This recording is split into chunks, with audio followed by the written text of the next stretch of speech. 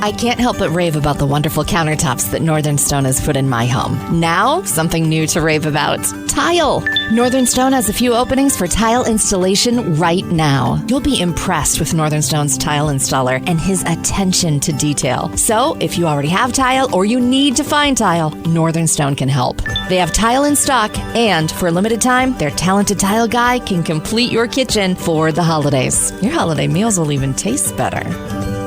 Hey, Bison Nation, catch all the Bison football action at Barcode. Watch and cheer on your Bison with a cold one. At kickoff, grab a beer bucket special. That's 5 beers for just $20. You can mix and match Coors Light, Coors Banquet, Carbless Lemon Lime, Carbless Cranberry, and Carbless Black Raspberry. And on Sunday, watch your favorite pro team and save $1 off all Surly products. If it's football and fun, you'll find it at Barcode, off Veterans just south of Costco. Touchdown!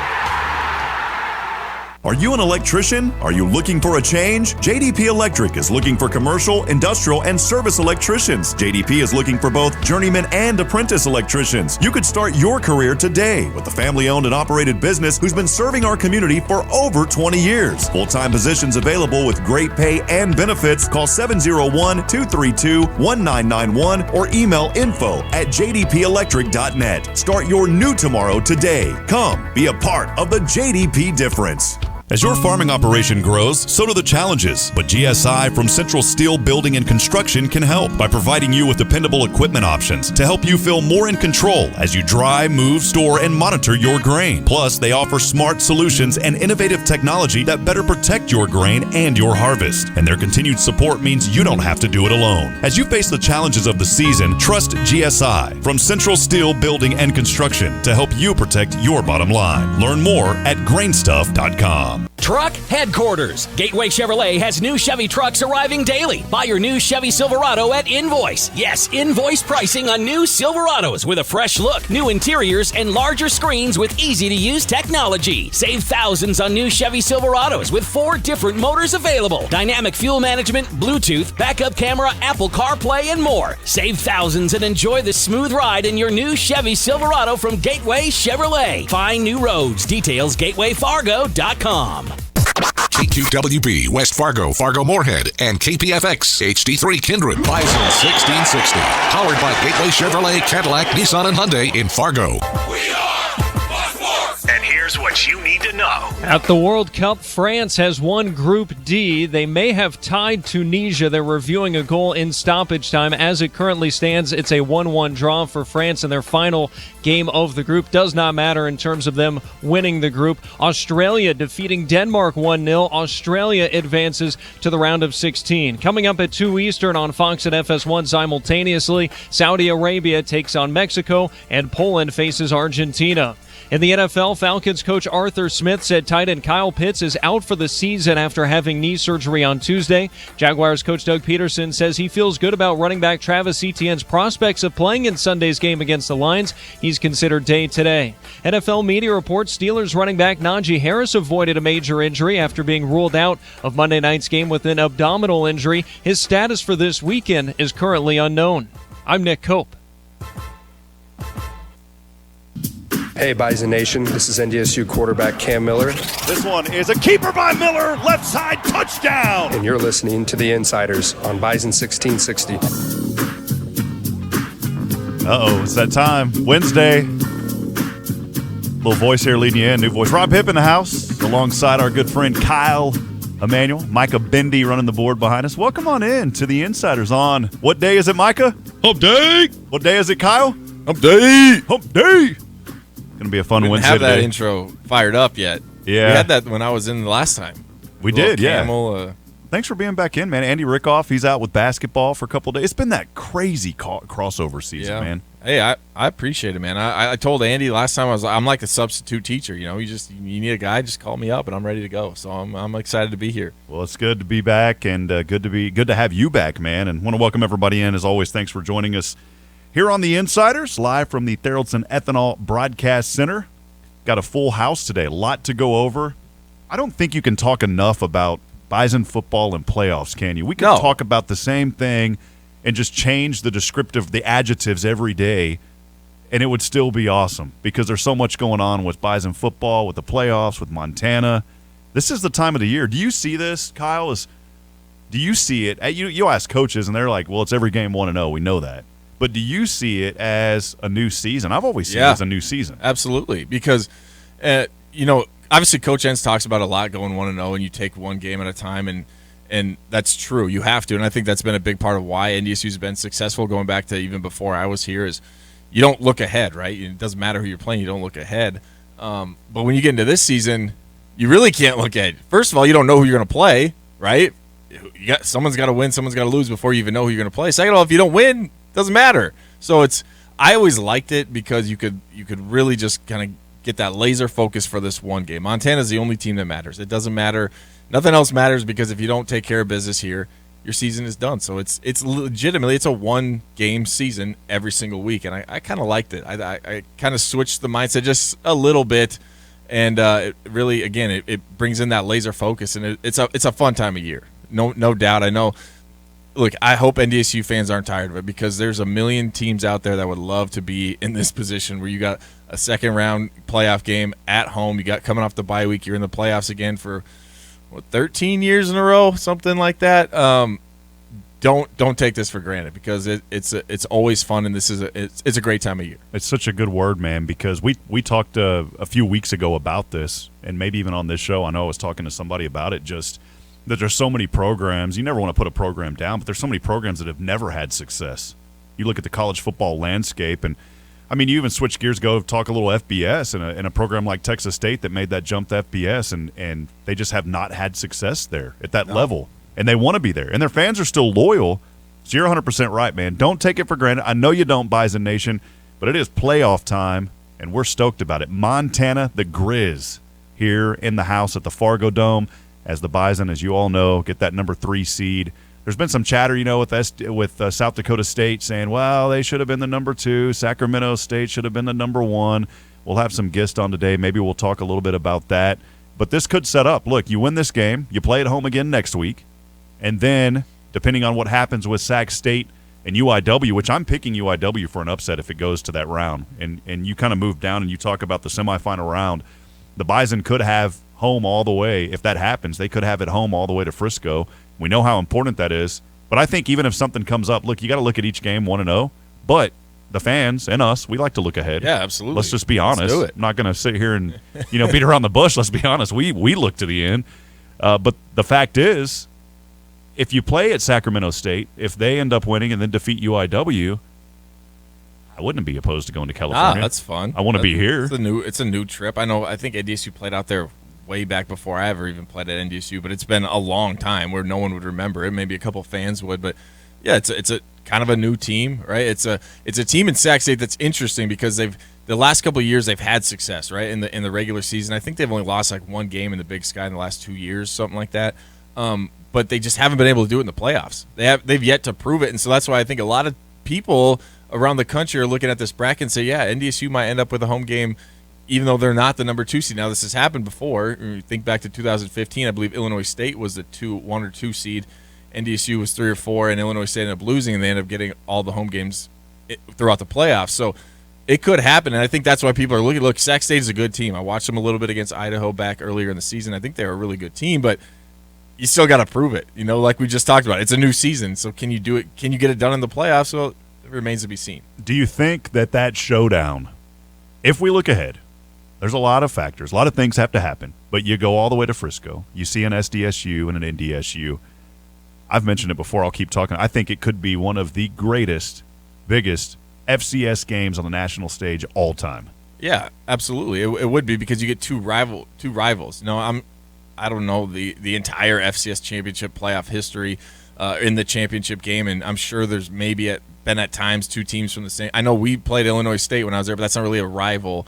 To get 2 rivals, to get 2 teams at the top of the FCS, and NDSU and SDSU have played every other big game imaginable: semifinals, quarterfinals, second round. Obviously, the marker game each year. That's the one game that hasn't happened yet, and again, I know the players and the coaches, they're not going to talk about it because they're like, well, we had 3 games to get there. Let's worry about those first. But as fans, you can't help but think, and it looks like they're on a collision course because I just, South Dakota State now, if they can knock off the rust with having 3 weeks off, but you just, they got Delaware this week, probably Holy Cross. Maybe I wouldn't be surprised if New Hampshire upset Holy Cross, but either way, I like them in either one of those matchups as well. Montana State, that's a rematch from last year. I got to imagine they would be up for that if that's the way it plays out. So it just seems like everything is leading towards, at least on the South Dakota State side, like they're going to be there. And obviously we like our Bison at home and everything that they've been able to do with the playoffs. So it seems like that's what it's going to set up to be. Yeah, and I want to see a tough matchup. I don't want to see blowouts are, they get a little bit fun, but then they're kind of like, all right, let's have a game. And I think if you go down and it goes to NDSU and Frisco, I think it's going to be a close game. And you talk about a South Dakota State team that got there once before, their first time in history, Sam Houston defeating them literally on, the last couple of moments of the ball game with that touch that Eric Schmidt had down to Ife Adai to seal that game for the Bearcats. But I think it would set up a showdown. And I like it because you think of almost like a redemption game in a way. Okay, you beat us in the regular season, but we all know regular season, you kind of scratch that when it's playoff time. It's like, whatever. Yeah, the goal is to win the Valley. We didn't get that goal. Now the goal is let's go out and win a national championship. And we'll kind of see how that sets up. But I'm looking forward to it, excited. Most importantly, looking forward to Saturday first. Got to take care of business versus Montana. Yeah, I mean, it's I know this word's been thrown around a lot, but it's a blue blood. I don't care what and we got some stats and I got some numbers that we can go over a little bit later, but I don't care what Montana's done throughout the year. I don't care what they looked like last week. It's still Montana. They're going to be a well-coached team. They're going to play hard. They've been here before. It's not like they're going to be. I don't know if they'll be. I don't think they'll be intimidated by coming to the Dome. They've been in the playoffs many times. They do a lot of things defensively. They run a 3-3-5 stack, so they have three linebackers, and they will blitz them. All three of them. They will come from every direction. They will do every twist in the book that you can even draw up on a piece of paper. So they present some challenges. Now I still like the matchup for NDSU, and I know we'll get into that more later, but it's still Montana. It's a team you can't overlook. No, you can't. We'll be talking more about that matchup, of course, all week, the rest of the week. Today, tomorrow, Friday. We'll be at Sicky's tomorrow, so make sure you come out, mark your calendars. And then we have a really awesome event going on, a Friday playoff frenzy happening now. So that's going to be a lot of fun. So, look, when I say mark your calendars, I'm the kind of guy, I need to mark my calendar, because if I don't mark the calendar, the day kind of comes and goes, and I'm like, what happened? You got to put it down, make it a schedule. I was talking to somebody the other day, I just don't have time to go work out. Put it on your calendar. Make it a schedule. You will be there. I want to mention the Friday playoff frenzy. It's this Friday. You can join the Bison 1660 crew. I'll be there alongside Cole Jurek. I asked Kyle, I was like, Kyle, can you make it? But you got an event you got to be at, man. Yeah, the wife's got a Christmas party. That's not for her work. I can't. Yeah, that's something I can't. Yeah, miss. You can't miss that. I gotta man. be there. That's right, man. We'll catch up with. There's going to be more of them though. There's going to be more. All right. But come out and join us at Cowboy Jack's downtown in Fargo to get ready for that playoff game. We'll have them every week as long as the Bison are in the playoffs all the way on the road to Frisco. You can win tickets to each playoff game. Plenty of other giveaways. Plus, how about this? A free Jim Beam Orange Old Fashioned to the first 25 people that walk through the door, and great happy hour specials after that. I'm not eligible for the old fashioned. I'm just going to have a good old-fashioned water is what I'm going to end up having. So I can't have a – Micah's over here. Micah, what are you doing that night, man? Probably working. Yeah. Working here or working at the other job. Kind of just busy all the time, but – So no opportunity for you to come up and have an old-fashioned either then, man. Depends on how late you guys are partying down there. I think it's going to be from 5 to 6. So, look, come out there, support us, come out. It's going to be a fun time. Think of a playoff atmosphere. Go back to the Friday nights back in the day when you had your pep rally, your hometown pep rally. Friday night, come out, support it. Going to be a lot of fun. A lot of activities going on, and Cole Jurek will be there with me. We'll give you all the information you need to know about the Montana Grizzlies. We'll also have guests on the show and over the phone as well. It's a pep rally for all things NDSU in the playoffs each week on the road to Frisco. Well, on this show today, we'll talk a little bit about what happened overnight, some news with the NDSU women's basketball program, getting some nice nods there and some rankings and mid-major polls. We'll also have a couple of guests.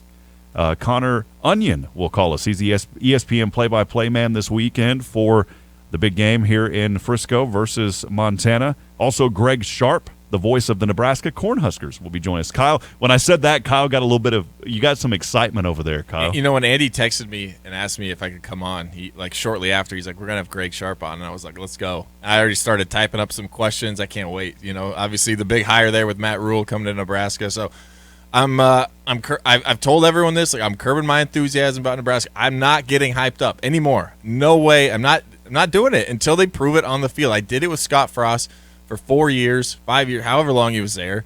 And every single year I was disappointed. So I'm not doing it anymore. But, I'm excited to talk to Greg and just get his thoughts on the introductory press conference and everything going on in Nebraska. So I'm excited. I'm glad I'm here for Is there anybody that could come in to where – look, man, Matt, I'm a big Baylor fan. I wasn't excited. Of course, all the things, and we'll talk more about this. There was a lot of bad things that happened over at Baylor. When Matt Rule, they named him, I didn't get super excited. I was like, coming from Temple. Yeah. It just wasn't like this big fanfare. But he turned the program around in a few short years. Is there anybody out there, if a name was thrown out, that you would get excited about? Or are you just over it? Are you over it, man? I am excited for Matt Rule. I think it was a good hire obviously, part of me wanted Chris Kleiman, my old coach. I know what Coach Kleiman can do. But I also know he has a very good thing going on at K-State. So I was completely fine with him staying there. He's got Gene Taylor, the athletic director, also from NDSU. So he's got a good thing going there at K-State. I was fine with him staying there. I don't know.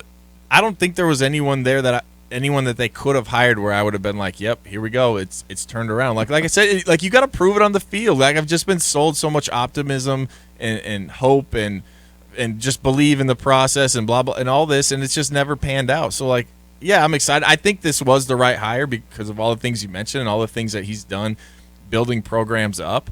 And I think him and Trev Alberts are in alignment. And I know he mentioned that. That's a big thing for him is everyone's got to be on the same page. And I think they are. I think, the things that are important to Trev Alberts, the athletic director at Nebraska, are the things that are important to Matt Rule, the head coach. So I think everything lines up, but I've just been let down. It's like you get in that relationship, and it's a bad relationship. Yeah. And you just keep coming back to it, and you just keep getting hurt. Well, that's me with Nebraska football. So until they prove something different, I'm going to try and keep my hopes and my expectations down a little bit. That's me as Jason Garrett there with the Cowboys for so many years. Right. Excited. Every year you're like, they got the best roster. Here we go, Super Bowl. But then I also said, hey, we also have the best cheerleader. His name is Jason Garrett. He's the head coach. He's the clapping coach is what he became known as down there. So anyways, we got all that lined up. Going to be a lot of fun. And we'll talk to Greg Sharpe also, of course, as we just mentioned, the voice of the Nebraska Cornhuskers. We'll talk more about NDSU versus Montana.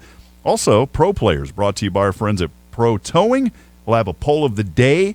Micah's his head's over there. Micah, do you have any ideas yet? What's going through your brain right now? I was thinking of what Bison Nation, who they want to face in the semifinals as NDSU gets there. Like, what team do you want to face? Do you want to maybe go out to Sac State for a new team, or do you want it to be in the Fargo Dome? I was going to put a poll out on that, what possible matchups. Yep, I like it because I want to see that UIW matchup. The Word was here before.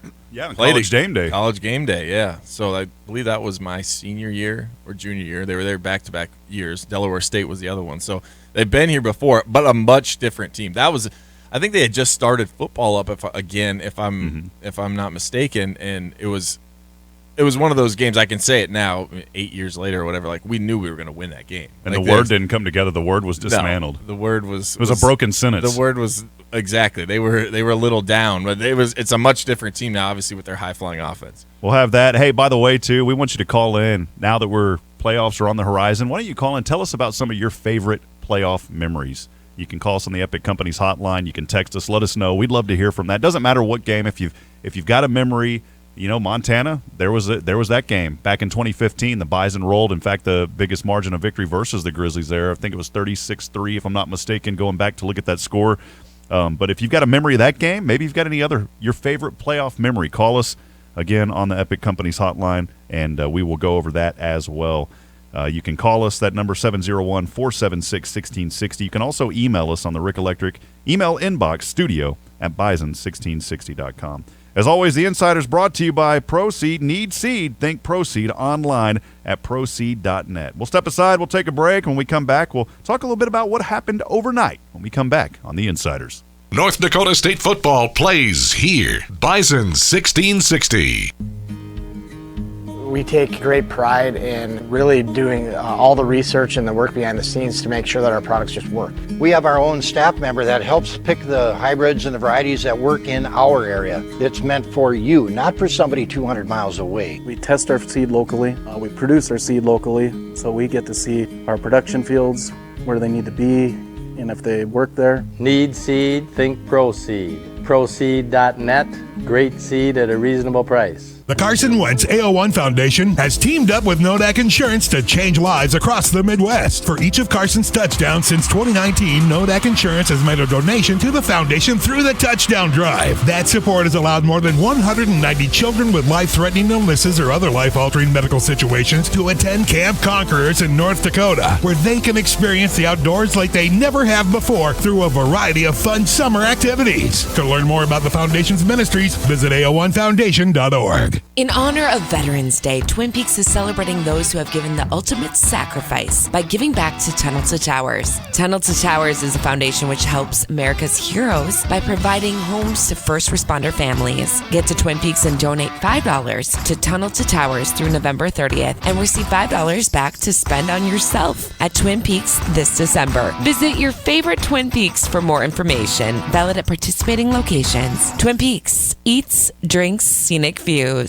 This is your Bison 1660 Metro Minute.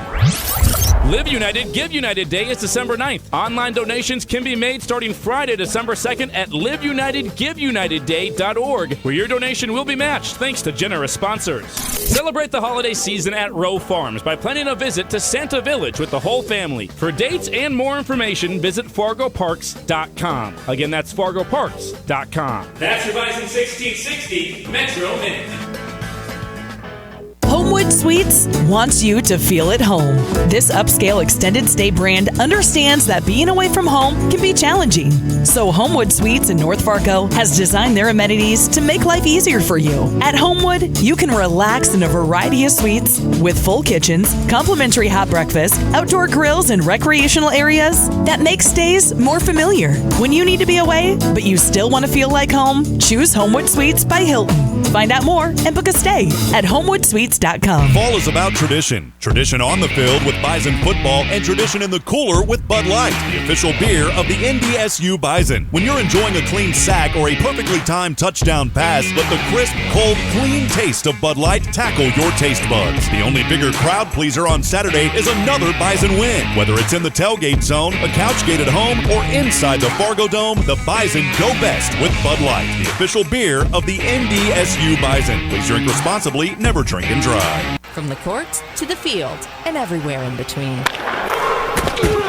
Your home for NDSU athletics. Bison 1660.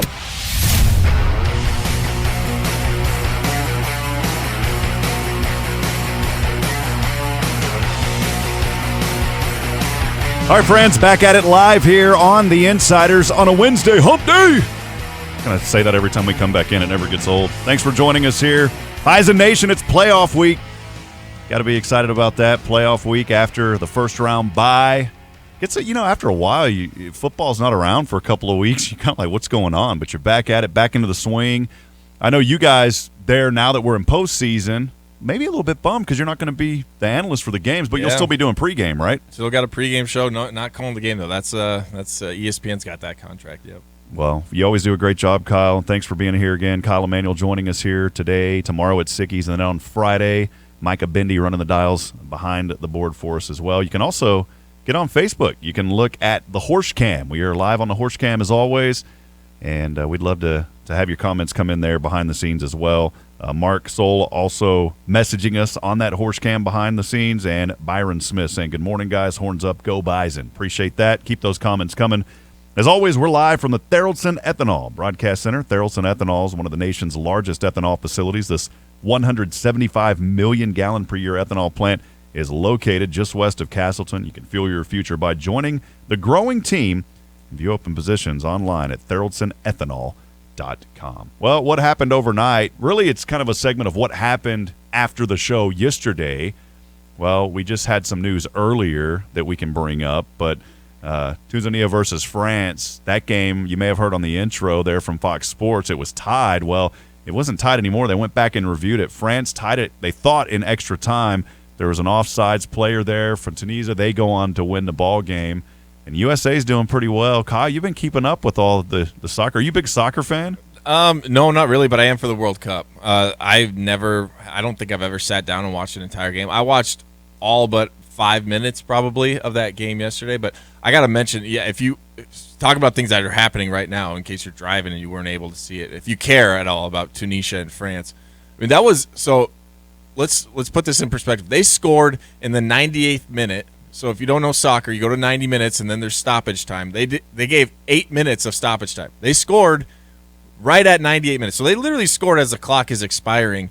And then you'll have to go back and look at the replay. I mean, because the guy who scores the goal, he's slightly offsides. He tries to jump back. He's not the first one to touch it. Then he ends up scoring, and they go back and review it, and the game ends up 1-0 for Tunisia. So that was wild, by the way. If you're a soccer fan, I mean, that's crazy. Things like that just don't happen. But, yeah, going to the U.S. team, if you watched the game, if you didn't watch the game, U.S. dominated the first half. They really did. Going back to Iran, you're talking about Iran. Yeah, Iran and the United States. Yesterday, I think it kicked off at about 1 o'clock, and I mean, the U.S. had so many chances. They actually scored a second goal in stoppage time again in the first half that was called back because of an offsides. I think me and Micah were just talking about I think that was questionable at best. I think he was fine, but they call him offsides. They had so many chances in that first half. They finally get one to go. Christian Pulisic literally sacrifices his body. He gets injured on the play, but, is there a better way to get injured than scoring the goal that can potentially, move you out of the group stage there? So had every chance in the first half. They only get to one goal. Second half was,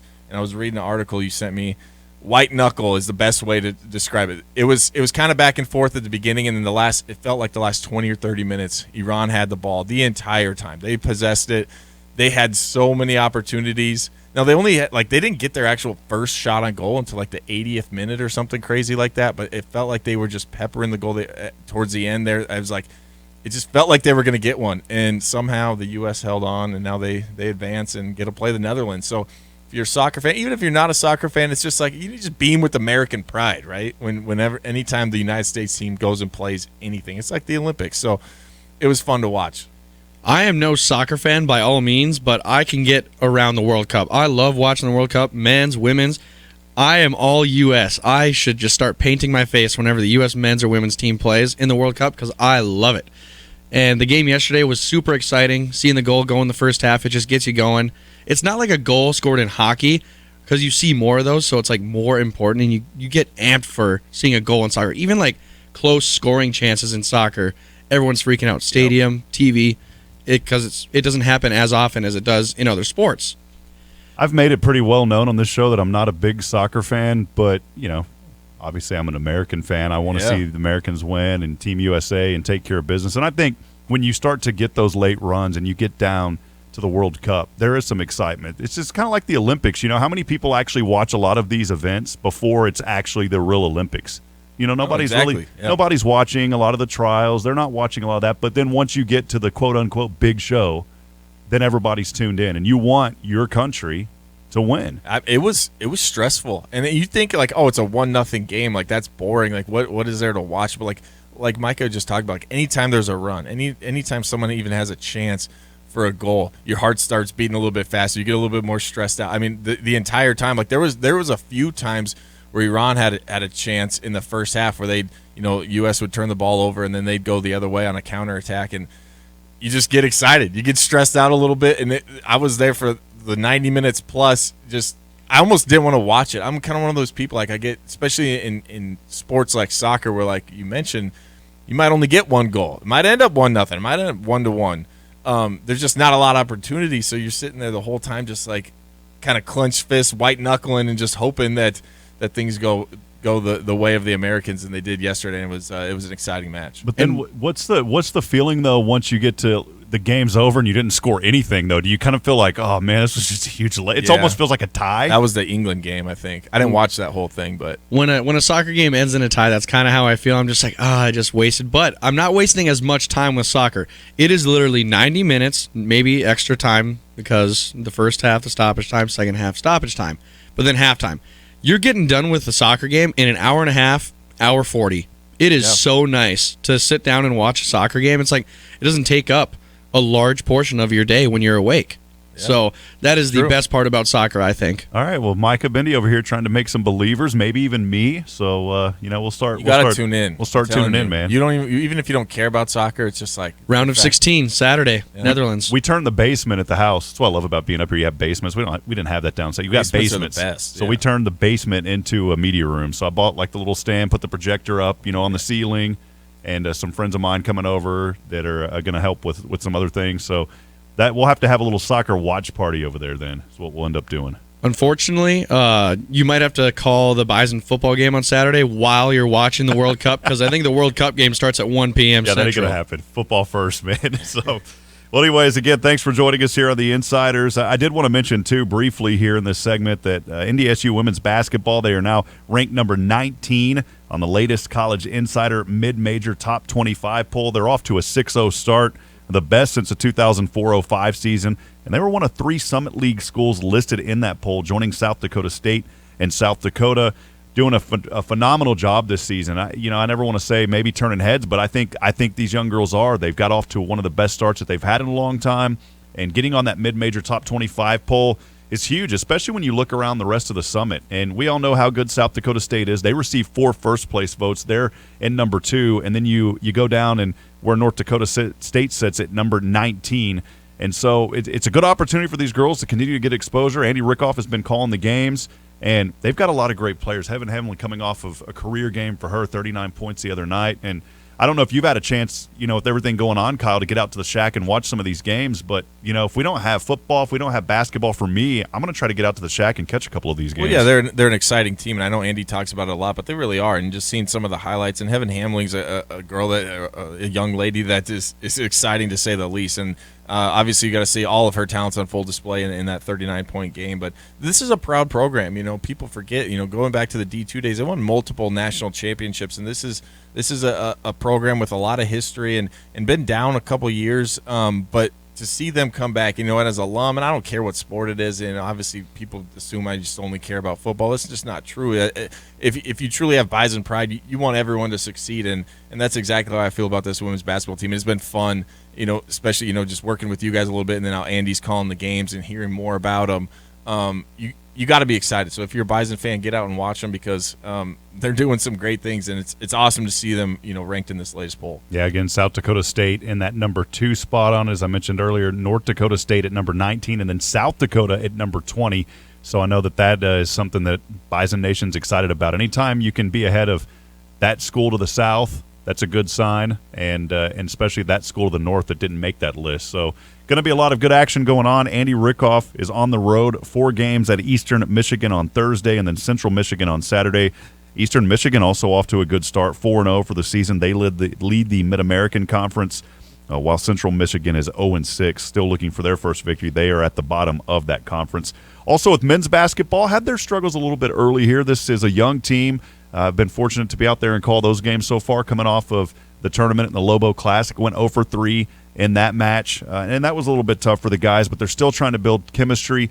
One thing, and I'm sure on the football side, Kyle, you guys always talk about it, you have to have trust and communication. And when you've got a lot of young players, it takes some time for that trust and communication to be built. You can have great chemistry off the field or off the court like these men's basketball players do, but you got to figure out a way to translate that on the court or in football on the field.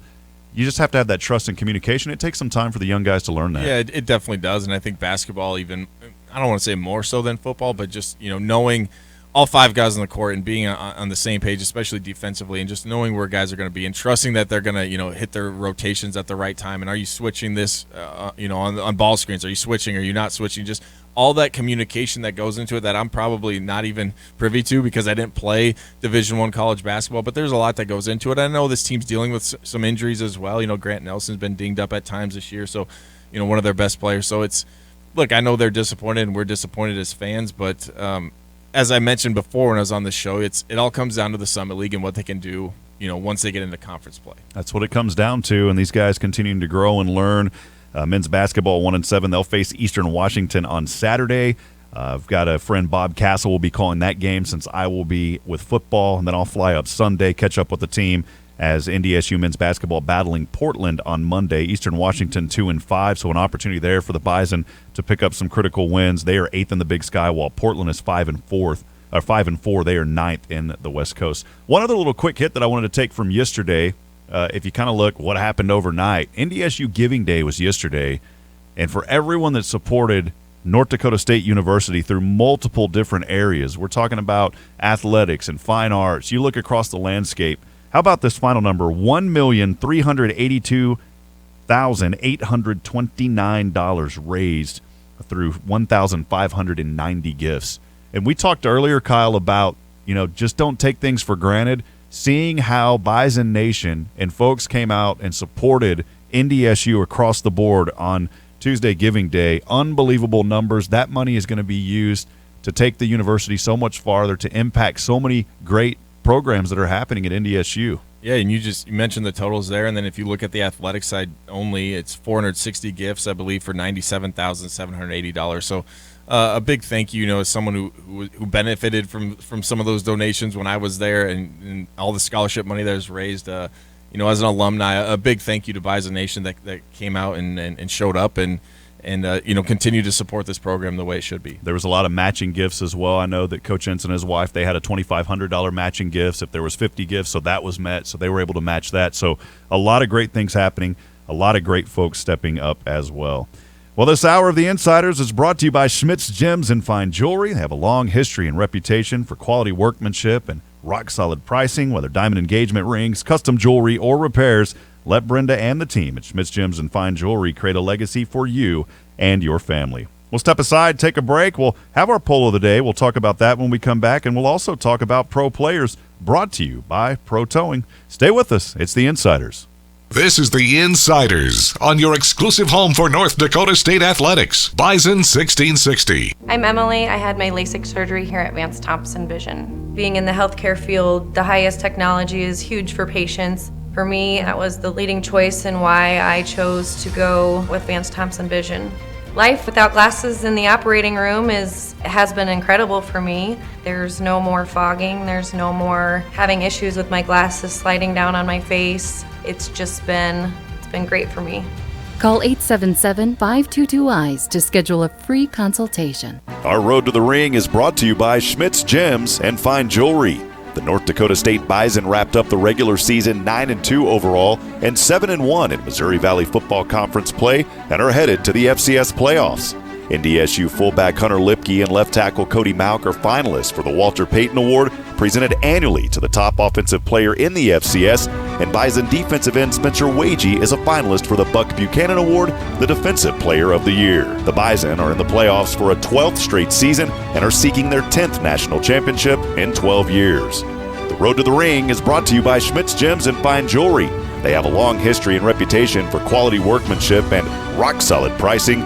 Whether diamond engagement rings, custom jewelry, or repairs, let Brenda and the team at Schmidt's Gems and Fine Jewelry create a legacy for you and your family. The Bison are the number 3 seed in the FCS playoffs and battle the Montana Grizzlies at 2:30 p.m. Saturday in the Fargo Dome. If you're looking for a towing company that has graduated to the next level, you're looking for All Pro Towing. All Pro Towing specializes in heavy-duty and light-duty recovery. All Pro Towing is there for lockouts and jump starts and tire changes. Plus, they're available 24/7 for all emergencies. So when you're looking for a real pro, you need All Pro Towing. Save their number for when you need a tow, 701-541-3900. Here's your Red River Valley weather update on Bison 1660. Partly sunny on your Wednesday with a high near 15. Blustery with a west-northwest wind 15 to 20 miles per hour, decreasing in the afternoon. Wind gusts could be as high as 29 miles per hour. And overnight, cold with a low around 5. This weather update brought to you by Heartland Trust Company, an independent and local trust company where their priority is your financial future. Visit them online at heartlandtrust.com. Here on Bison 1660, we love delivering the latest Bison news, but we also love our studio home. Back inside our fantastic studio, you can't beat this one, folks. We love this place. Now our home has a new name, the Therrelson Ethanol Broadcast Center. Live shows and the latest coverage of NDSU athletics. Director of Athletics Matt Larson joining us. Head coach Matt Entz with us in studio. It's all presented by Therrelson Ethanol, helping North Dakota lead the energy revolution. Join their growing team by visiting TherrelsonEthanol.com. You're listening to your home for NDSU athletics. Lipke to the 10, cuts it back 5, shot in there, baby! Bison 1660. If Phil Hansen, get in there, doesn't get you fired up for Saturday, I don't know what will, man. Welcome back into the Insiders here. Thanks for joining us. Rob Hipp alongside Bison great Kyle Emanuel.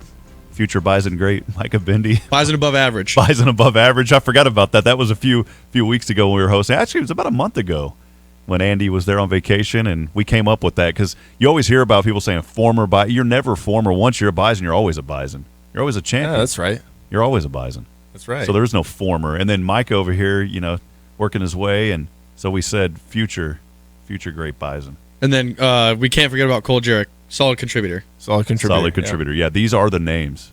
By the way, you can't just throw the word great around for anyone. No, you can't. And I don't know if Cole earned that or not. So always taking shots at Cole. I have to. I have to keep it cool with Cole because I got to work with him on Friday. But yeah, if you're listening, Cole, Kyle Emanuel still wants that sideline job. I know that came back in. I know that started back in July before I got here. I'm good. He can keep it. All right. That's all right. All right. Well, I thought you wanted it now because things in the playoffs for you guys. That's true. I guess I could do it now. Yeah.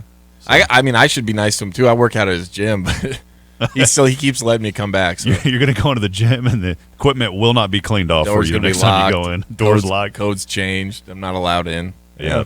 Well, hey, we got our poll question of the day up on Twitter. Micah, what'd you throw up there for us today, man? Poll question of the day. Who would you, as Bison Nation, who would you rather see the Bison face in the playoffs this year?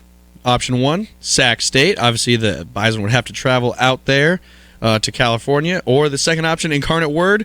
Right now we have 22 votes. There's still time to vote in this poll. 63% would rather see Incarnate Word in the Fargo Dome in the semifinals. We'll break that down as the show goes on, but it is still up, and we'll talk about it more in a future segment and some of those stats with Incarnate Word and what they've been able to do this year as well. Well, when you need electrical work, you need Rick Electric. For over 56 years, Rick Electric has been providing excellent electrical service for homes and businesses. You can visit them online at rickelectric.com. A little bit of fun that we have on a Wednesday as we talk about our All-Pro Towing Pro players. Well, in this segment, we recognized Christian Watson, making 2 more touchdowns back in Week 11, and now he has made 4 more catches for 48 yards, 2 more touchdowns in the Packers' 27-17 loss to the Titans. He also had 1 rushing attempt for 3 yards, 49 snaps. He now, if you add everything together, already now 6 receiving touchdowns in the past 3 games, and you go back and look what he did. I mean, this all started, really, I hate to admit it, started back at the Cowboys, man, as much as I don't want to admit it. Started against my Cowboys. I was kind of torn because being here in Bison Nation now, I was cheering on Christian Watson. I was not cheering on the Packers. I was cheering on Christian Watson. But in that game, 4 receptions, 107 yards. You all know the not 1, not 2, but 3 goes on there versus the Titans had 2 more. And then just after Thanksgiving at the Eagles, another 4 receptions, 110 yards, 1 touchdown for none other than Christian Watson. Kyle, he has just been going off. I think this is everything that everybody knew about Christian Watson. Yep. You can't let that first pass of his NFL career define who he is, and he has really turned things up. This is what I think people thought he could do when he got to the next level, and now he's finally showing it. I got some fun tidbits. I was just searching his name on Twitter, and I found that someone tweeted this out, and I'm not sure where they're from, but so if you go back and you look at the touchdown he had against the Eagles, he's running away from one of their DBs. He's number 22, and the guys tweeted out, number 22 for the Eagles runs a 4.38 40-yard dash, and Christian just ran away from him. Smoked him. Crazy. And then another one from Next Gen Stats, Christian Watson reached a top speed of 20.97 miles per hour in a 63-yard touchdown reception, the fastest by a Packers carrier this year. He's reached 20-plus miles per hour on 12 plays from scrimmage this season, trailing only 1 person in the NFL. Can we guess who that is? Tyreek Hill? Tyreek Hill. Tyreek Hill, the only guy that has reached 20 miles an hour more than Christian Watson. He's at 18. Christian's at 12. I know that's kind of a weird stat, but they do keep – there's little GPS trackers. I had them in my shoulder pads when I was playing. They keep track of your speed. So he's obviously been one of the fastest guys in the NFL on the field this year. He also has, and I'm going to find this here, so his 6 touchdowns in the last 3 games is more than these wide receivers all season. I don't know if you guys mentioned this at all this week, but I'll just list them off. The first one everyone will recognize, Justin Jefferson for the Vikings. More touchdowns than him, more than CeeDee Lamb, Tyreek Hill, T. Higgins, Mike Evans, and DK Metcalf. He has more touchdowns in the last 3 games than those guys have all season. I think it's just a precursor to what he is going to continue to do this season and making a huge impact. And, of course, we'll continue to talk about what Christian Watson's doing and other Bison players as well. A lot of pro talent in the NFL, 15 guys, I believe, on NFL rosters, which is just amazing. And, hey, that's the opportunity, Kyle. You know it as good as anybody. That's the opportunity that you could have if you stand out and work hard at NDSU. Well, that is your Players in the Pros, brought to you by All Pro Towing. Whether it's a car, truck, SUV, semi, or even a tractor stuck in the mud, All Pro is here for you. You can give them a call today, 701-541-3900.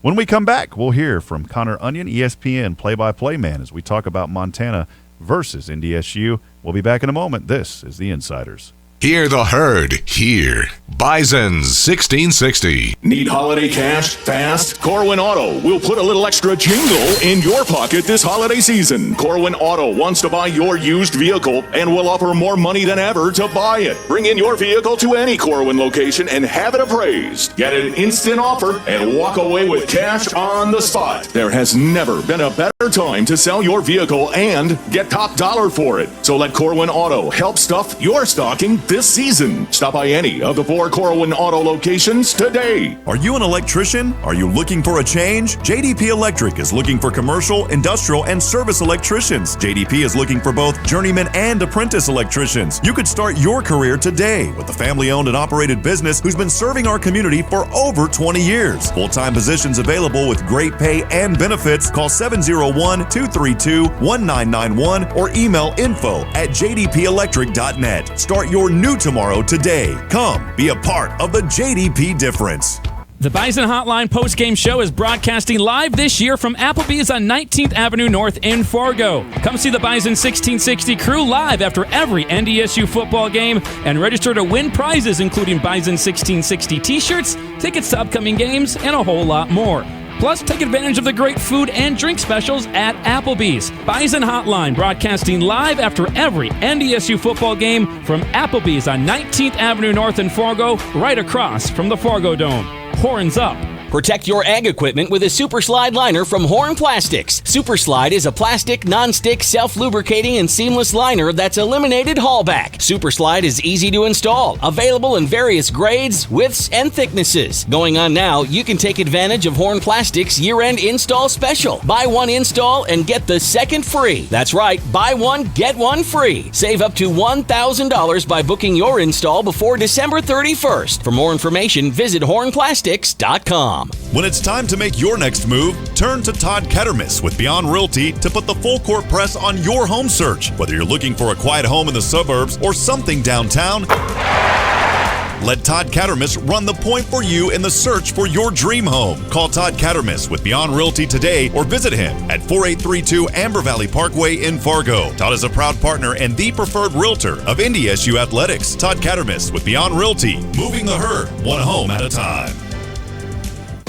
Dakota Refrigeration has been helping the Bison succeed behind the scenes, from their training room to their dining room, from milk to medicine, from ice to ice cream. Dakota Refrigeration has been serving Minnesota, Montana, and the Dakotas for over 4 decades. Locally owned and operated since 1974, Dakota Refrigeration is a full-service source for your refrigeration, heating, ventilation, air conditioning, and electrical needs.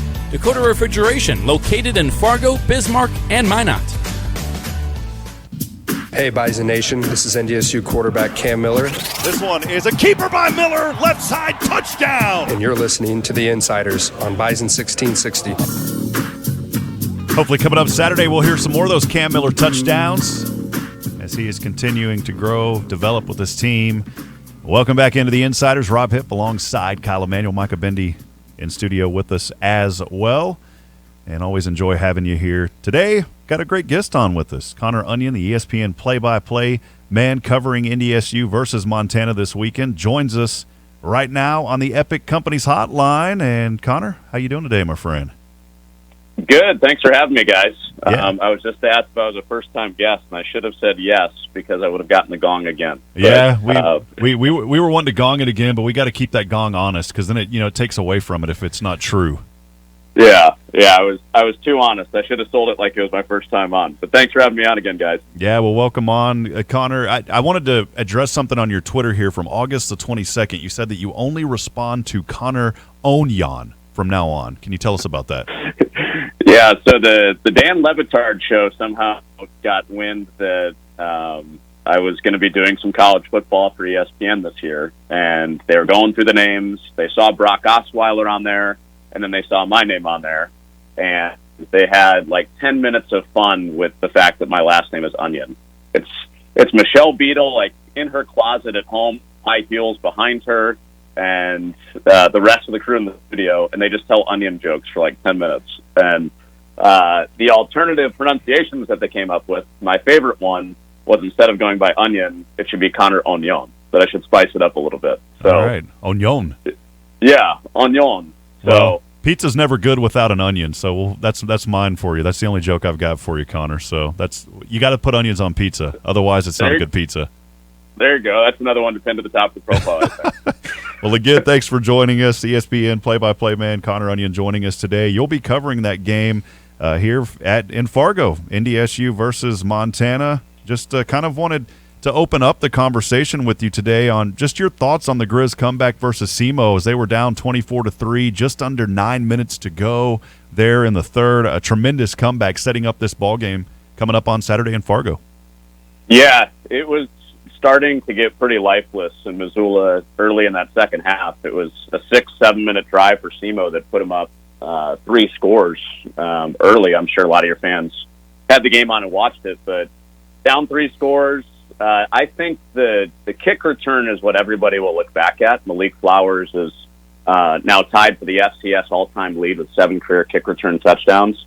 It was his kick return that kind of started that flurry of 3 touchdowns in 3, 4, 5 minutes there. But I go back to the penalty that SEMO had. They go up 3 scores. Their center starts celebrating and gets a 15-yard penalty. And then all of a sudden SEMO's kicking off from their own 20-yard line. And then an avalanche just happens for the Grizz, and they score 3 touchdowns in short time, and we've got a game again. So it was awesome being there, guys, and that's part of the reason that I can't wait for Saturday. Is I feel like the level of fan engagement is very similar in Missoula as it is in Fargo. I'm getting in an Uber Sunday morning after the game, and with how the first half went, you could expect Grizz fans weren't too happy, but my Uber driver says, "Did you watch the game last night?" And I said, "Yeah, I did." And my Uber driver says, "You didn't happen to call the game, did you?" And I said, yeah, I did. I was actually in the booth calling the game last night. And he goes, "Yeah, you talked too much about SEMO in the first half. Great job in the second half, though."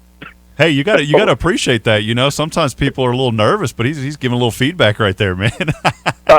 I know. I just thought it was so indicative of how the night went for Grizz fans. So they thought we were terrible in the first half because the team wasn't playing well, and then in the second half, everything was good in the world again.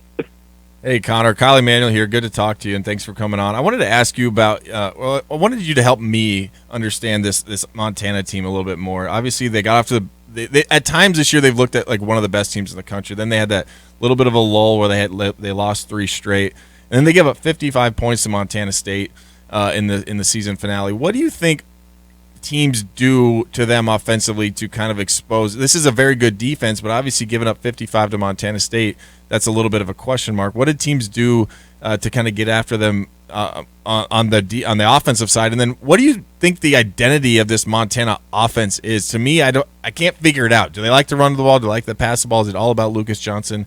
Just give us your thoughts on that. Yeah, I mean, if you based it just on the second half the other night, I think your point about Lucas Johnson is perfect. If he's playing well, they start firing a little bit. But I think you're right. There's not a true identity that they hang their hat on all the way through. The one thing with Johnson, we talked to Tim Rosenbaugh, their offensive coordinator, about this last week, actually. When Lucas Johnson gets hot, it's when he's getting outside of the pocket, setting up the free rusher, and then running away. And we saw that a lot in the second half. Some throws on the run, started to take some deep shots with Malik Flowers, who had the kick return. And that, at least the other night, was when they were at their best. And, of course, the run game is part of that, too. And I think that's a huge question for Saturday, because Marcus Knight, who was a starter for a lot of their year at running back, transferred.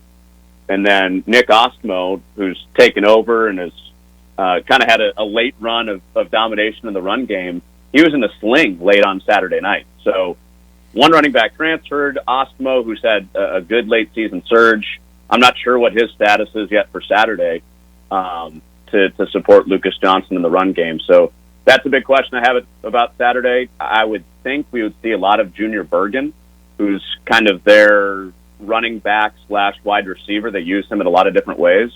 But I think a lot of it hangs on Johnson. He fumbled the ball early in the game. He was inefficient early in the game, but once he started playing better, you guys know how it goes with quarterback play. That's usually how it goes. But they looked like a completely different offense in the second half when Johnson was more accurate, more efficient. Again, here on the Epic Companies Hotline with Connor Onion, ESPN play-by-play man. We'll be covering NDSU versus Montana this weekend. You've already mentioned these two guys' names. You talk about the 80-yard kickoff return for a touchdown by Malik Flowers, then Junior Bergen getting that 58-yard punt return for a touchdown. Just how important do you think special teams is going to play a factor in this game? Yeah, it'll be big. I mentioned the penalty that set up the kick return, and I think Coach Entz mentioned it in his press conference this week, too, about how Coach Houck, Montana's head coach, was a special teams coordinator for a while. So they spend extra time on it. The kick return touchdown that they had was actually what they called a special. They kind of ran their base stuff the first couple of kickoffs in a SEMO game, and were close to breaking it that way. But then they tagged what they called a special on their kick return touchdown with Malik Flowers. So schematically, they're creative in special teams, but also Flowers just tied Rashid Shaheed, who played at Weber State, now at the New Orleans Saints, for the most kick returns in FCS history. So talent and scheme on special teams, they've got both. And the other thing, I know the returns are what catches everybody's eye, but their punter, Patrick Rohrbach, is really, really good. First in the Big Sky at 46 yards a punt, and the only the only specialist up for the Jerry Rice Award for the top freshman. So that's saying something, that a punter was nominated for the Jerry Rice Award. So it's not just the returners. They do it with all their special teams units, and are really solid in that way. Connor, outside of special teams, if you're a Bison fan, Bison player, what's an area of concern that this team should be worried about with Montana Grizz? If you're asking me, I would say all the blitzing that they do defensively. Is there anything else, or is that something that you would point to as well? Yeah, no, they did a really good job of flushing Paxton DeLawrence, SEMO's quarterback, late in the game. Patrick O'Connell, their Mike linebacker, is a guy that gets talked about a lot. He's been banged up. He missed 2.5 games late in the year, and has been playing hurt. He came out of the game, then came back in the second half the other night. But Justin Ford's an All-American cornerback. Marcus Wellnell, I think Bison fans, he's 37, number 37, outside linebacker. I think the speed of Wellnell in that pressure that you're talking about, I think that's going to stand out. And then Jacob McGowran was a guy who really impressed me up front. Defensive tackle, 92. With the blitzing pressure you're talking about, they actually dropped him out one time and had him cover the top receiver for SEMO out of the slot, and they threw his way and he forced an incompletion. It was a defensive lineman covering a slot receiver, and he did really well on it and forced the incompletion. So they've got good team speed. I think the pressure stands out. I am interested with how many fullbacks, how many tight ends the Bison like to play, how much true 3-3 stack Montana will actually be able to play. I would guess not much. They're probably going to have to get Trajan Cotton and Robbie Houck up in the box at safety quite a bit with how the Bison run the ball. Connor, just final question here for you. These playoffs already shaped up. We know how things are set. Is there anything that just kind of stands out to you this season? Maybe did you expect Sacramento State to get that number 1 seed over SDSU? Do you think that North Dakota State is good at the 3 seed? Just your thoughts on that here on the last question. 2015 was pretty kind of the Bison with the 3 seed. So, I wasn't super surprised that Sacramento State got the 2 and it was South Dakota State at the 1. I don't know how much of a difference it will make. Obviously, the side of the bracket that you're on. Sacramento State was probably hoping to avoid the Bison. But no, I think it's the top 4 seeds are who you would expect they would be. I'm interested if anybody 5 through 8 can make a true run at this thing. I look at, Incarnate Word scoring 1 million points with quarterback Lindsey Scott. And I heard the fan poll that you guys did earlier that some of your fans would like to see Incarnate Word in there. I would love to see that personally. Just with with how you guys run the ball, how you guys play defense, and how they chuck it all over the field. Incarnate Word, I think in their playoff game last year against Montana, threw the ball 80 times.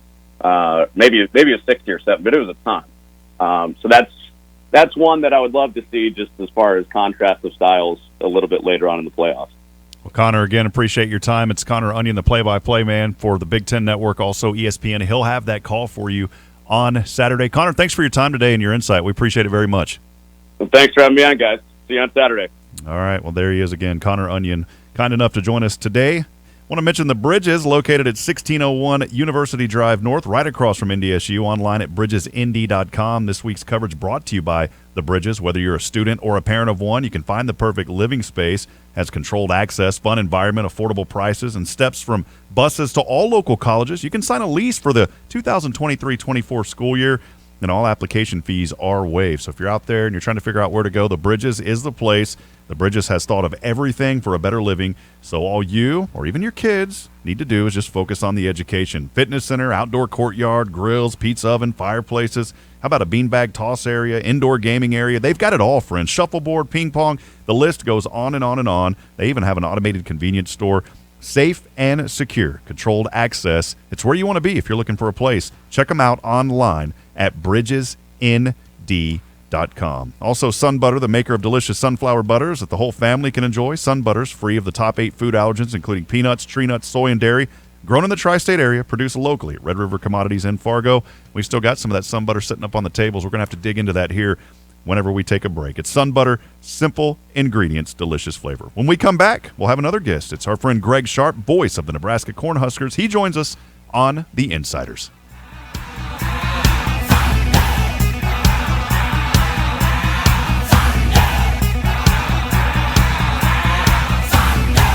A commercial roof provides protection from the elements like snow, wind, and rain for contents and occupants of the business inside. Protect your business with a roof from All-Star Construction. All-Star Construction is the area's most referred and trusted contractor when it comes to commercial maintenance and roofing repairs. They're a business owner's best friend. Schedule your free estimate today by calling or visiting them online at allstarfargo.com. That's allstarfargo.com. All-Star Construction, your exterior experts. Need holiday cash fast? Corwin Auto will put a little extra jingle in your pocket this holiday season. Corwin Auto wants to buy your used vehicle and will offer more money than ever to buy it. Bring in your vehicle to any Corwin location and have it appraised. Get an instant offer and walk away with cash on the spot. There has never been a better time to sell your vehicle and get top dollar for it. So let Corwin Auto help stuff your stocking this season. Stop by any of the 4 Corwin Auto locations today. No matter where you work, whether it's at your kitchen table or in the office, you need to collaborate with your team. ProConnect from Consolidated Communications makes it happen. You'll never miss a call when you can answer from your desk phone, laptop, or cell phone. And you can communicate instantly using real-time messaging. Confidently connect with customers over secure video conferencing and work together to create and share documents. Get ready to connect, collaborate, and communicate brilliantly. Choose ProConnect, your team collaboration tool from Consolidated Communications. Code Green is coming alive! Bison football returns to the FCS Playoffs to battle the Montana Grizzlies in the second round. Stay tuned in this Saturday for complete broadcast coverage. Coverage of Montana versus NDSU is brought to you by The Bridges, located at 1601 University Drive North, right across from NDSU. Whether you're a student or a parent of one, find the perfect living space that has a controlled access, fun environment, affordable prices, and steps from buses to all local colleges. More information at bridgesnd.com. On the Rocks Craft Cocktails bring natural, refreshing, bar-quality, balanced cocktails to the ready-to-drink category. Natural ingredients, no preservatives. Like the Mai Tai with Carusan Rum, the Margarita with Hornitos Tequila, an Old Fashioned with Knob Creek Bourbon, an Aviation with Larios Gin, or get spicy with a Jalapeno Pineapple Margarita with Tres Generaciones Tequila. Or maybe live it up with the Cosmopolitan with Effin' Vodka. On the Rocks Craft Cocktails. Hard to choose, easy to pour. Please drink responsibly. Truck headquarters. Gateway Chevrolet has new Chevy trucks arriving daily. Buy your new Chevy Silverado at Invoice. Yes, Invoice pricing on new Silverados with a fresh look, new interiors, and larger screens with easy-to-use technology. Save thousands on new Chevy Silverados with 4 different motors available. Dynamic fuel management, Bluetooth, backup camera, Apple CarPlay, and more. Save thousands and enjoy the smooth ride in your new Chevy Silverado from Gateway Chevrolet. Find new roads. Details gatewayfargo.com. KQWB West Fargo, KPFX HD3 Kindred, and K224FD Fargo. Bison 1660, powered by Gateway Chevrolet, Cadillac, Nissan, and Hyundai in Fargo. We are Fox Sports. And here's what you need to know. At the World Cup, France has won Group D. They may have tied Tunisia. They're reviewing a goal in stoppage time. As it currently stands, it's a 1-1 draw for France in their final game of the group. Does not matter in terms of them winning the group. Australia defeating Denmark 1-0. Australia advances to the round of 16. Coming up at 2 Eastern on Fox and FS1 simultaneously, Saudi Arabia takes on Mexico and Poland faces Argentina. In the NFL, Falcons coach Arthur Smith said tight end Kyle Pitts is out for the season after having knee surgery on Tuesday. Jaguars coach Doug Peterson says he feels good about running back Travis Etienne's prospects of playing in Sunday's game against the Lions. He's considered day today. NFL media reports Steelers running back Najee Harris avoided a major injury after being ruled out of Monday night's game with an abdominal injury. His status for this weekend is currently unknown. I'm Nick Cope. This is Jory Collins, head women's basketball coach at NDSU. We're trying to get this program to a point where we can compete for Summit League championships and hopefully play in the NCAA tournament. I mean, that's the entire goal. You are listening to The Insiders on Bison 1660.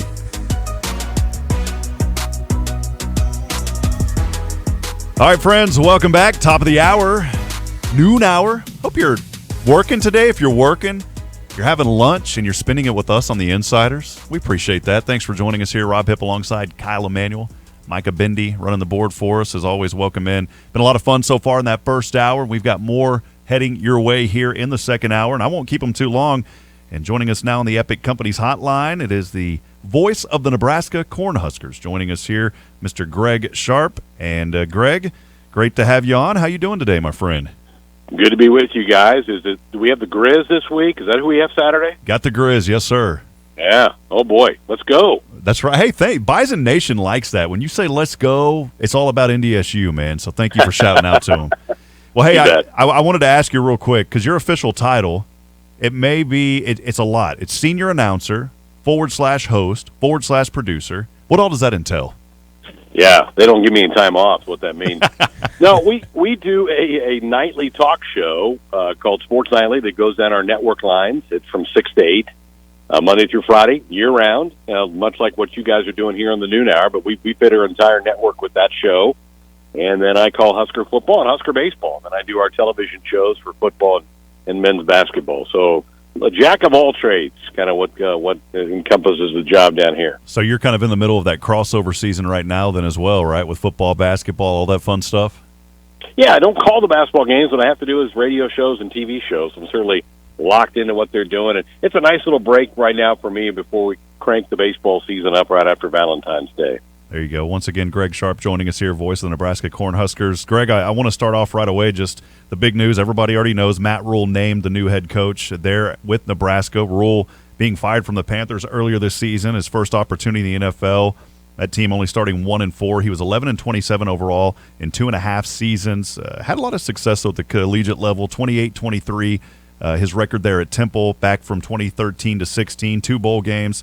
Had the first place finishes in the AAC conference, and then he took over a Baylor program that I know very well, being from Texas, huge Baylor fan. They were coming off just some really bad things happening there at Baylor. 1-11 their first year when he came in, but then got him to bowl games the next 2 seasons, a 19-20 record at Baylor.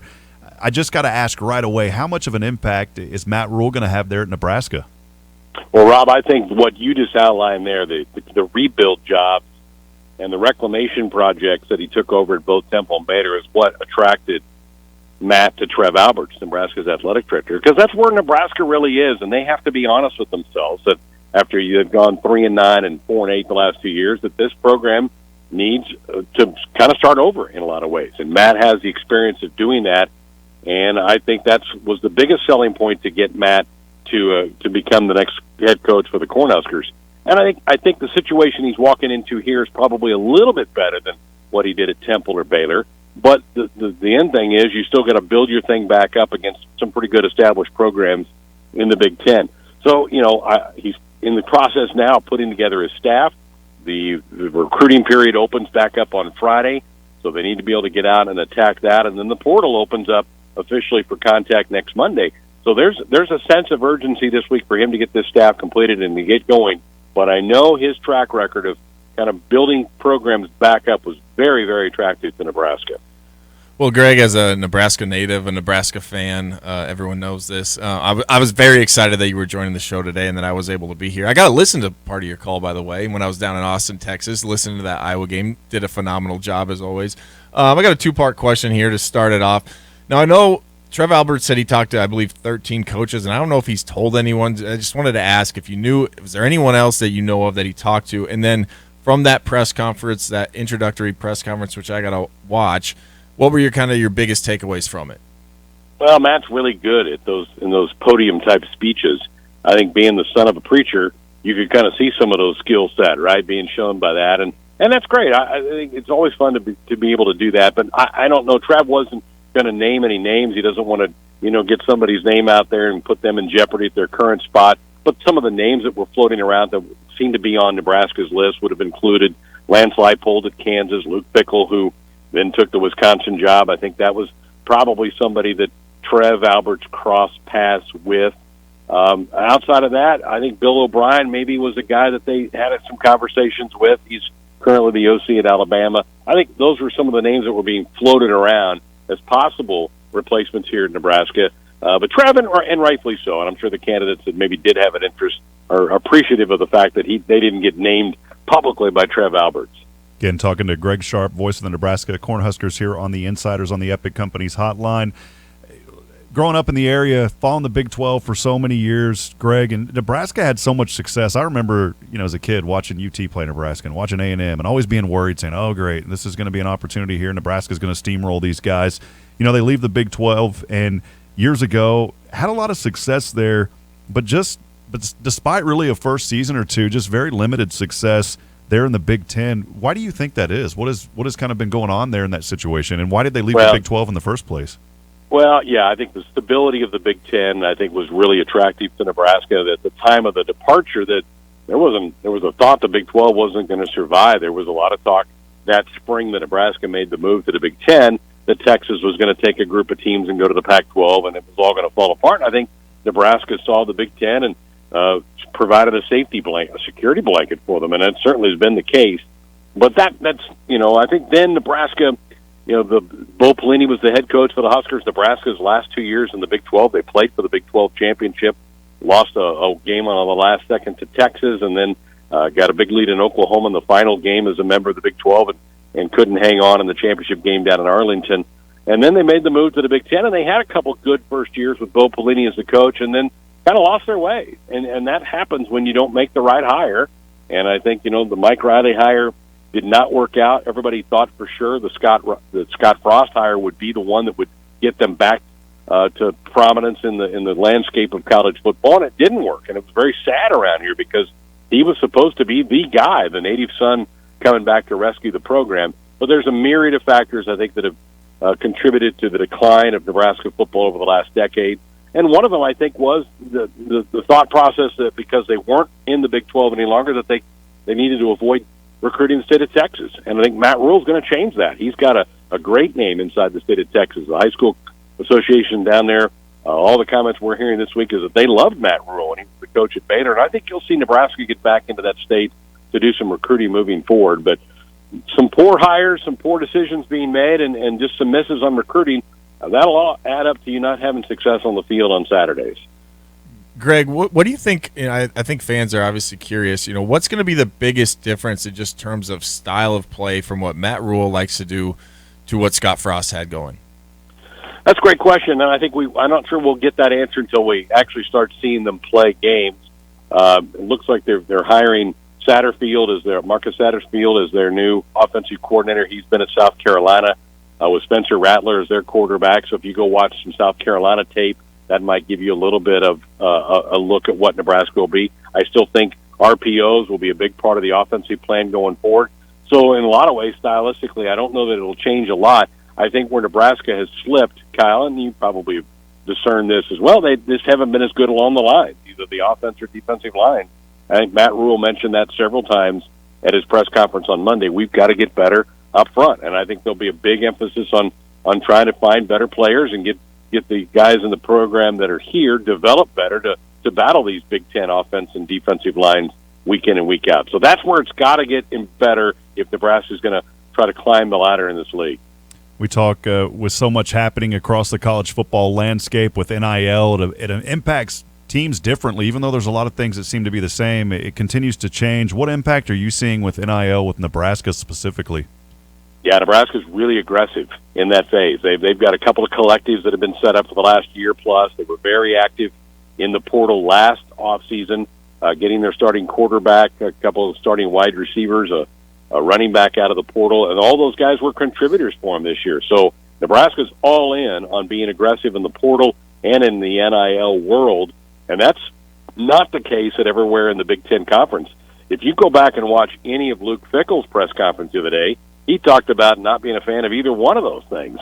Well, I'm not sure you can win if you're not going to embrace the changes that are happening right now in college football. So it could be an interesting dynamic to follow in the next 2-3 years, with Nebraska being all in on those things, and some schools in the Big Ten Conference going, nah, we kind of like the way we do things, and we're not going to dip our toe into those things. How does that play out? Do we see changes and flips in programs? It's going to be fun to follow. Does Mickey Joseph stay, the interim head coach? Does he stay? Do you think he should stay? I think that's up to Matt Rule and Mickey. I'm not sure where they both want to go. Mickey did a terrific job the last 2 months as the interim head coach here. I was very impressed with the way he handled himself. I think Mickey may have some opportunities around college football, maybe to be a head coach somewhere else, and maybe not at the Power 5 level, but maybe at one of the Group of 5 teams. Might want to see if Mickey would want to run their program. I think he would do a really good job. So I think the next 48 hours will probably tell us a lot. They've come to no agreement or arrangement to this point in time. Doesn't mean that they won't, but I think, either way it works, I think that's okay. Matt Rule probably wants guys that he knows really well. He doesn't know Mickey Joseph at all. But if Mickey decides to stay and feels like it's the best for him and Matt Rule is comfortable having him on his staff, go, good, great. But that's between those two gentlemen, and I think we'll get a verdict in the next day or so. All right, last one for me, Greg, and I appreciate you sticking with me. I know I got a lot of questions as a Nebraska fan over here, but I got to ask you about a different team in Wisconsin. They obviously made a splash as well, hiring Luke Fickell. You mentioned him a little bit earlier. What did you make of that hire? Really surprised, and talked to some people that were around the Badger program a week ago, and they were all convinced that it was Jim Leonard going to be the coach. I don't know what changed. I don't know whether Fickell's people reached out to Wisconsin and said, hey, he's gettable. Do you want him? I think Luke Fickell's a terrific football coach, and I think he will have success there. But that program is there's some repair work to be done in Madison. I think a lot of the players are upset the way this thing went down. I think there's boosters that feel like they got blindsided by the decision made by the administration there at Wisconsin. So that's going to be interesting to see. It could be a rocky start for Luke Fickell, but again, he's a really good football coach. I think he can win there if they're patient with him and he can ride the wave of this uncertainty here in the next couple months. Greg, appreciate your time. Again, voice of the Nebraska Cornhuskers, kind enough to give us a lot of time here and a lot of insight. We appreciate you very much, my friend. You bet, guys. Anytime.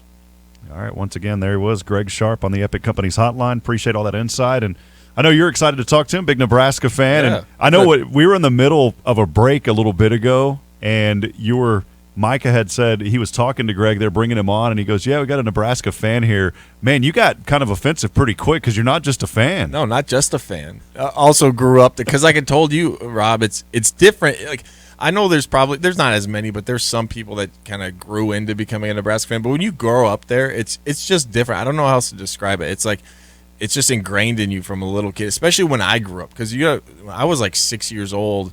I was like 4 years old when they won in '95, and then I was like 7 years old or 6 years old when they went in '97.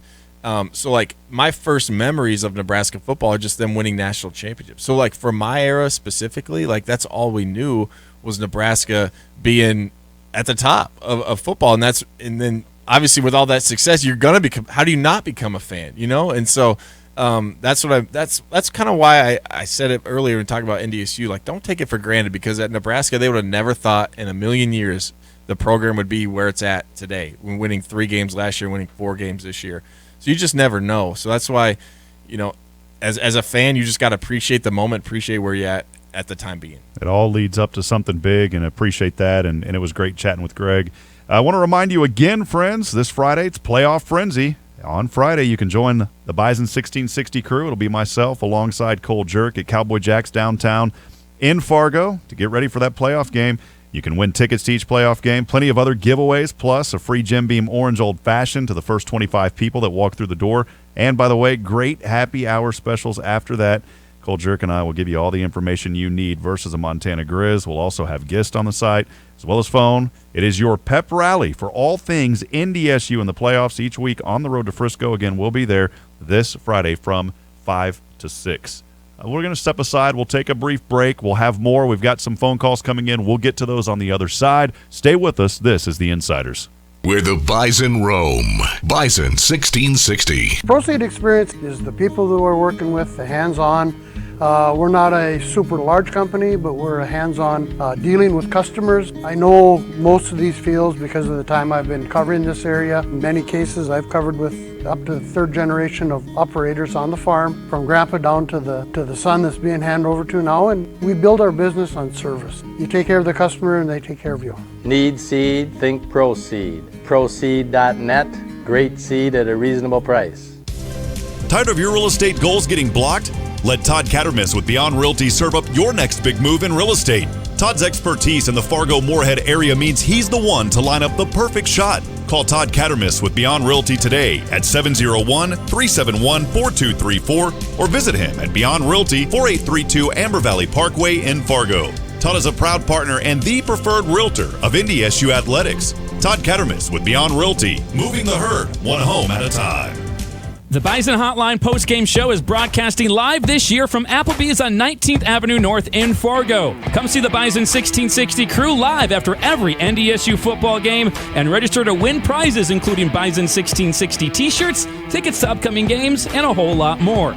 Plus, take advantage of the great food and drink specials at Applebee's. Bison Hotline broadcasting live after every NDSU football game from Applebee's on 19th Avenue North in Fargo, right across from the Fargo Dome. Horns up. About a month ago, we had some unexpected plumbing issues. We called Valley Service Mechanical in a panic and were pleasantly surprised with the professional that came to our rescue. He took the time to explain the issues to us, and you could really tell he enjoyed what he was doing and the pride he had representing Valley Service Mechanical. When your heating and cooling needs help and your plumbing is on the fritz, call Valley Service Mechanical, 701-293-5701. Online at valleyservice.net. What's worth seeing in your life, and what's seeing worth? This holiday season, Vance Thompson Vision invites you to give the gift of sight to someone you love. With the most experienced doctors, advanced technology, and world-class care, you can make the region's most advanced LASIK procedure this season's best stocking stuffer. To learn more about changing lives through the gift of LASIK, call 877-522-EYES or stop by Vance Thompson Vision today. Here's your Red River Valley weather update on Bison 1660. It's been cold and blustery on your Wednesday with highs hovering in the mid-teens. Overnight, partly cloudy with a low around 5. And on Thursday, expect partly sunny skies with temps warming up to near freezing. This weather update brought to you by Heartland Trust Company, an independent and local trust company where their priority is your financial future. Visit them online at heartlandtrust.com. This is Bison quarterback Cole Payton. Payton, snap, wants to run, found a gap, touchdown! Oh, mama, what a play! And you're listening to The Insiders on Bison 1660. Back at it here on The Insiders. Rob Hipp alongside Kyle Emanuel. Thanks for joining us. We are live from the Theraldson Ethanol Broadcast Center. Theraldson Ethanol, by the way, proud to partner with Summit Carbon Solutions, helping reduce the carbon footprint by capturing, transporting, and permanently storing CO2 emissions, cutting carbon intensity 7.5. He's been waiting on us. Let's head over to the Epic Company hotlines. It's our good friend John from West Fargo. John, how you doing? Hey, staying warm. Just remind myself in days like this that the mosquitoes are dead, so I'm a happy guy. All right, man. That's a new T-shirt. Mosquitoes are dead. Period. Yep. We're still putting. I know that my family back in the Lone Star State still putting up with those. You're chatting in. I believe you had some information you wanted to talk about Weber State, Nebraska. Yeah, I do. But first off, let me just say you do a great job, Rob. You got a great voice. You represent the play-by-play very well. You put a smile on everything, and you're enjoyable to listen to. So keep up the good work. Well, I appreciate that, man. You as well. You know, you're one of the first guys I met when I got here. So every time I see John in West Fargo, a little bit of joy enters my heart, man. There's a colleague of mine, and I'm not going to mention his name because I think UND Nation would know him very well. But I did text him about UND and the Weber State game, and I said, what do you think about the game? And he texted back and said, we have no defense. And sure as shooting, Weber State took care of business with them. So I guess my question is, how far away is UND from really catching up to where the big wheels in the Missouri Valley are at? Along with, is Weber State going to overtake Montana State? I love your thoughts on that. And the other thing is, just following up from Greg Sharpe's interview there, your interview with him. You know, I was a Nebraska fan a long time ago as well, and they have fallen from what they were, like, big time, ever since Tom Osborne left. And they've had guys come in and go, and nobody can turn that thing around. You almost feel like if Scott Frost couldn't do it, who can do this? So I know Kyle Emanuel is a big fan. I mean, they missed on Kyle. They missed on Cole Payton. They've missed on other guys in Nebraska. What have they fallen from grace so far that they'll never get back to where they used to be? That's my question, and I'll hang up and listen to you guys. All right. Well, again, John, appreciate that phone call. I guess first to address UND, you know, it's I've always kind of referred to it being the new guys, kind of that traditional rivalry, but the Bison have set the gold standard, and I think so many teams are emulating what NDSU tries to do now. They're just going to have to figure out a way to continue to develop a run game. I mean, we know how tough that this conference is, and the Missouri Valley Football Conference, and what they've been able to do over the years, but I just think at the end of the day, you're not winning these opening games, and you get into the playoffs, you don't win. How much of a step back does that take with your program? How much does that deflate you? And maybe Kyle can kind of chime in on this too, because you think as a kid that's wanting possibly to go to UND, and then all of a sudden you say, well, they didn't get the top 8 seed, so they didn't get the first round bye. They lose to Weber State to start out. I mean, I think that kind of deflates in a way, maybe some of your recruiting as well, because kids see that, and with the way social media is nowadays, everybody kind of chimes in and says, hey, I want to be with teams that win. Well, first of all, let me just say this. I think this should have been a home game for UND. And this goes into a whole nother conversation about the whole bidding process, and I've seen some weird things on social media, and I think it's a complete joke. That I just read that seeded teams actually have to bid. Like, there's a chance, now it's never happened, but there would be a possibility that if a seeded team bid like $0, that they would not get the home game. Now, obviously, that hasn't happened, but anyway, that's a whole nother conversation. But I heard UND bid like $100,000, and Weber State bid like $40,000, and Weber State still got it. So the NCAA needs to clarify that a little bit more. But you go to the game, and you know, if you asking me where UND needs to get better and how do they compete in the Missouri Valley, it's pretty simple, and it's just what Greg Sharpe talked about. They got to get better in the trenches. Now they've had some good offensive linemen. Matt Waletzko was drafted a year ago. I think they're solid along the offensive line, but we saw NDSU really lean on them. Their offensive line, I mean, how many rushing yards did NDSU have in that game? They kind of were able to have their way in the trenches. So to me, the Missouri Valley Football Conference, for the most part, is dominated by teams with good offensive and defensive lines, and it's that simple at times. Look at South Dakota State. Look at NDSU. The reason they have success is because they're always really good in the trenches. Now, you talk about Weber State. Can they win in Montana State? Absolutely they can. They were a couple bad snaps away from beating them in the regular season. I think this is the most popular pick. It's the easy upset pick to go after because Weber State probably should have maybe been a seeded team. And for that reason, I think Montana State's going to get it done. They don't really stop anyone, but they're always able to score points. I think they're going to hear the chatter. They're going to know that everyone's picking this upset, and they think that Weber State can get it done. And that's why, giving away my pick for Saturday, I can tell you right now, I'm going to pick Montana State. I think they'll be able to get it done, but by no means will it be an easy game. I think Weber State's going to go in there with a lot of confidence as well and saying, we should have beat you the first time. So that's going to be a battle. Talk about Nebraska quickly. Where to begin? I don't know if they'll ever get back to national championships. I just really don't, especially in my lifetime. And I'm like 31 years old, but I'm already to the point where, like, if I live to 80, 85, 50 years, do they win another national championship? I don't know. I don't. If you had to ask me right now, I would say no. But I don't think fans really. Obviously, they want to get back to that level, but they've fallen so far. Like John talked about, like at this point, it's just. Can you get to a Big Ten championship every once in a while? Can you get to a college football playoff? Maybe you don't win it, but can you get there? Can you be competitive? Why can't Nebraska, and this is what people are, well, Nebraska, you can't recruit there. It's in a bad spot in the country. But, look at Iowa. Look at Wisconsin. Look at some schools like that. Why, even the Gophers as of late. Why couldn't Nebraska be one of those schools where you're competing for the Big Ten West? You're winning it every other year, every 3 years. There's no reason why a school like Nebraska, with all the resources they have, and yeah, maybe Nebraska isn't a hot spot for where people want to live, but Lincoln's not a bad town. It's the third biggest city in the Big Ten behind Chicago, and I'm missing the other one.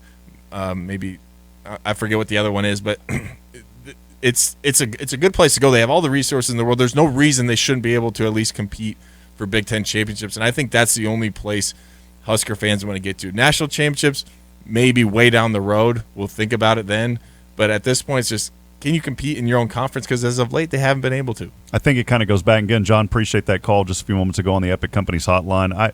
I think a lot of it, too, you think about how hard and it's just like anything in life. So think about this for a moment. It's like anything in life. You have to work so hard to get somewhere, and then to stay at that place where you want to be, it's really tough.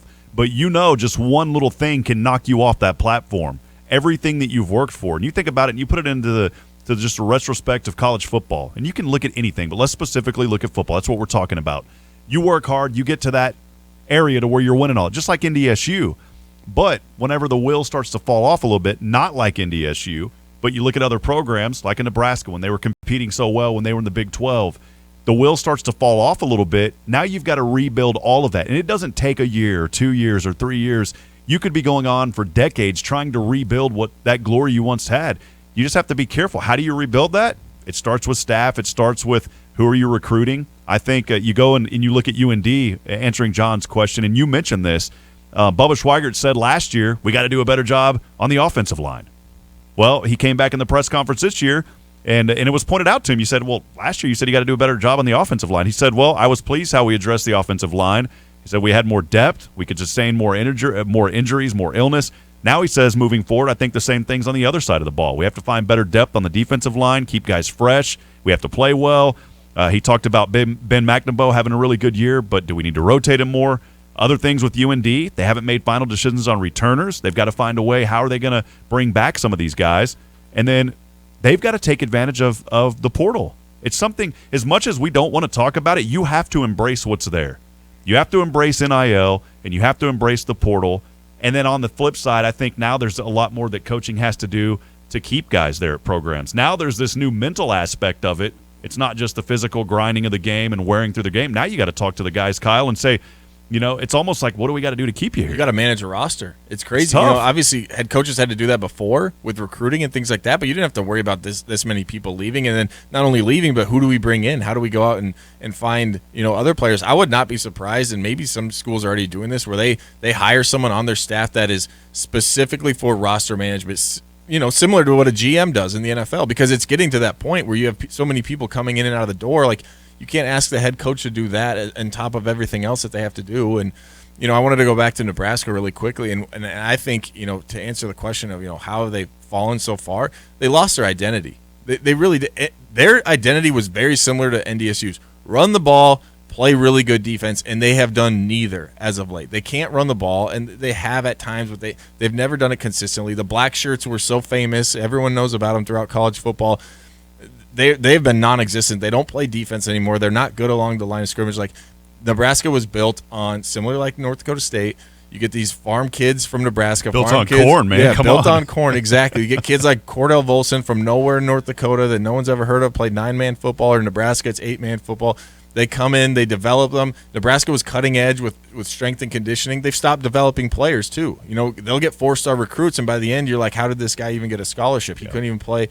He's like a D2 player at this point. They just don't get better. So they've kind of lost their identity, and I think, like, to your point, Rob, like, that's hard to get back. It's hard. That's not something you build overnight. That's something that's been built for years here at NDSU. It was built for years at Nebraska, and they've lost it. And now they have to try.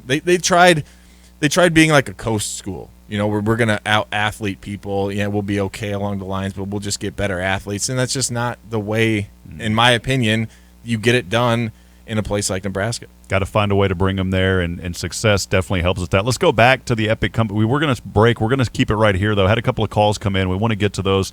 Let's head back to the Epic Company's hotline now. Jim in Fargo joining us. Jim, what do you got for us today, my friend? Hi, Rob. Nice to hear your voice. Kyle, I was going to ask you a question. I was watching Montana Grizzly game. You've been a linebacker. They do a lot of stunts. Did they do that when they played them a couple years ago, way back when?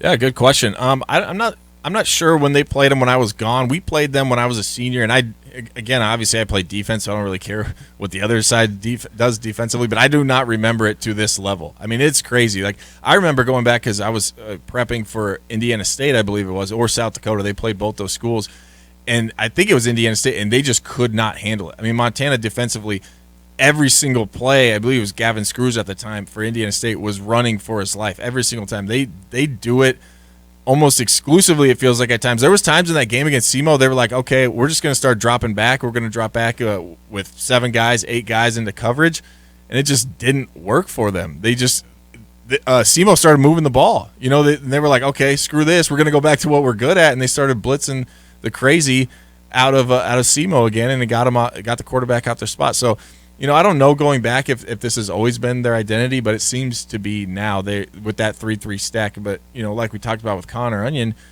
can you do that against a team that's going to play 22 personnel, 13 personnel, and have all these fullbacks and tight ends in the game? Does that work? I don't know. But, that's going to be the fun part to see on Saturday. We'll go back to the Epic Company's hotline now. Another Jim joining us this time from Lemoore. Jim, how you doing today? Well, not too bad, gentlemen. Say, I've been a fan of college football for a long time, and to me, Nebraska started falling apart when they made Omaha, or when they took the football program away from Omaha and made Nebraska the big school for everybody, expecting all of their top athletes to just go to Nebraska. And it seems like since that program was dealt away with, that their decline started at that point. I mean, there used to be some pretty darn good players on the Omaha team, and they were on the uprise there towards the end when they shut them down. And obviously I never followed them close enough to be able to tell you whether they ever had guys transfer from Omaha to Nebraska. But it seems to me they were bringing in a heck of a lot of good athletes to the state of Nebraska, and then they got rid of the program, and to me at that point the U started their downslide.